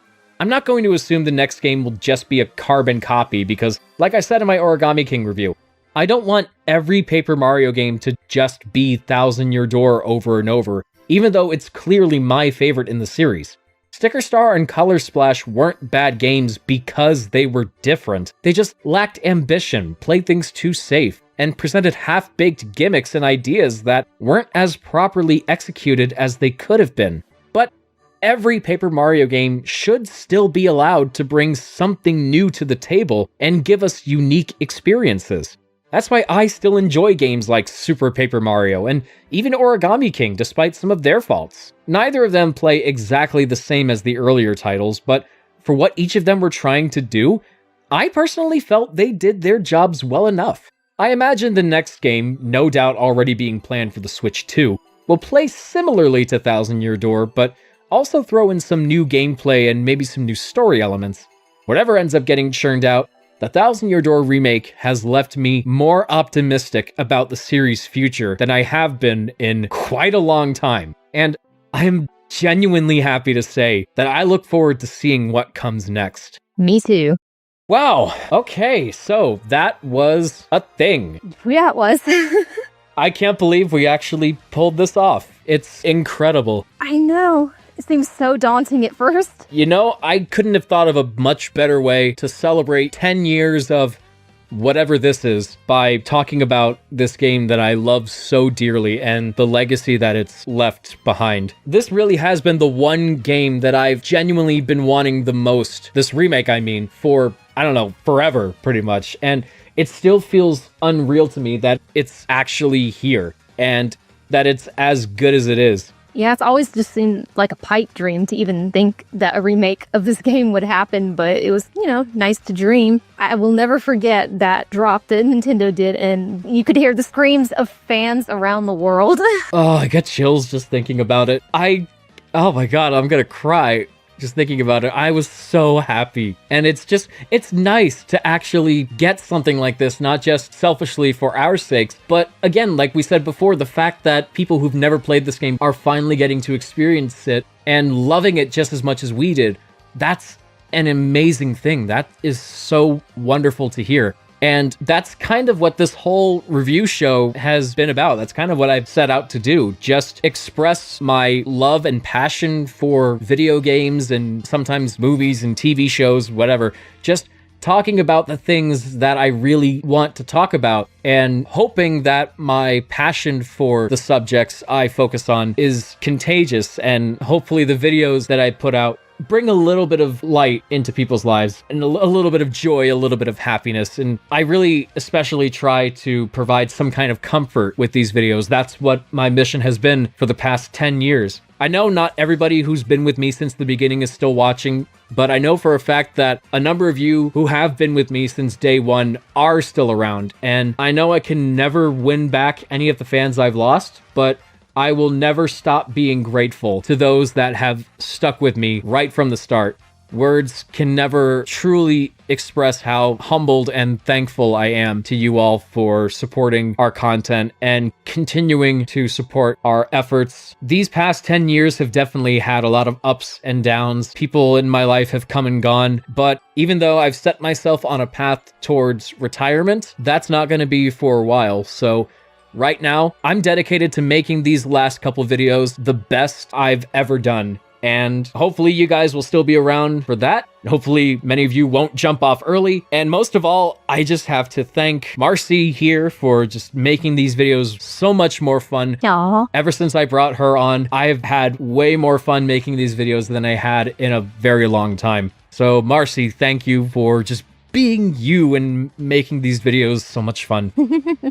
I don't even feel like I needed thanks. I mean, I want to thank you for having me on. I wish I could have gotten onto the channel sooner, and had been doing this with you for all these years already. But nonetheless, I am enjoying every single video. I look forward to every script you send and sharing laughs like we always do. And boy, we shared a lot with this one. Oh, yeah. And whatever you have left that I can be a part of, I look forward to it. And I will continue to do the best I can to provide my laughter that you love so much. And yeah, we're just going to keep having a good time. Absolutely. That's what we're all here for. Because even with everything that's happened in these past 10 years, I've never stopped caring about the people that watch these videos. So to everyone who's still around, thank you. You're the real MVPs. And even to those who don't watch me anymore, I still have to thank you for helping us get to this point in some way. Speaking of which, I want to take this time to thank the person whose name is on screen right now, and also our superstar supporters, Henry Newman, Red Rack, and Jake Winans. Not in that order, I always get it wrong, but I don't care. You guys are awesome. Thank you, everybody, for making these last 10 years as eventful as they have been. And however long it takes for us to get to the end, I'm going to make sure that we have a great time all the same. I don't doubt that at all. So, thanks again for watching. And until next time, this is Mark. And Marcy. Bidding you all a smashing farewell. Be good, behave, be safe. Happy 10th anniversary to myself. It sounds weird. Happy birthday. And we'll see you later. Bye, guys. Bye-bye.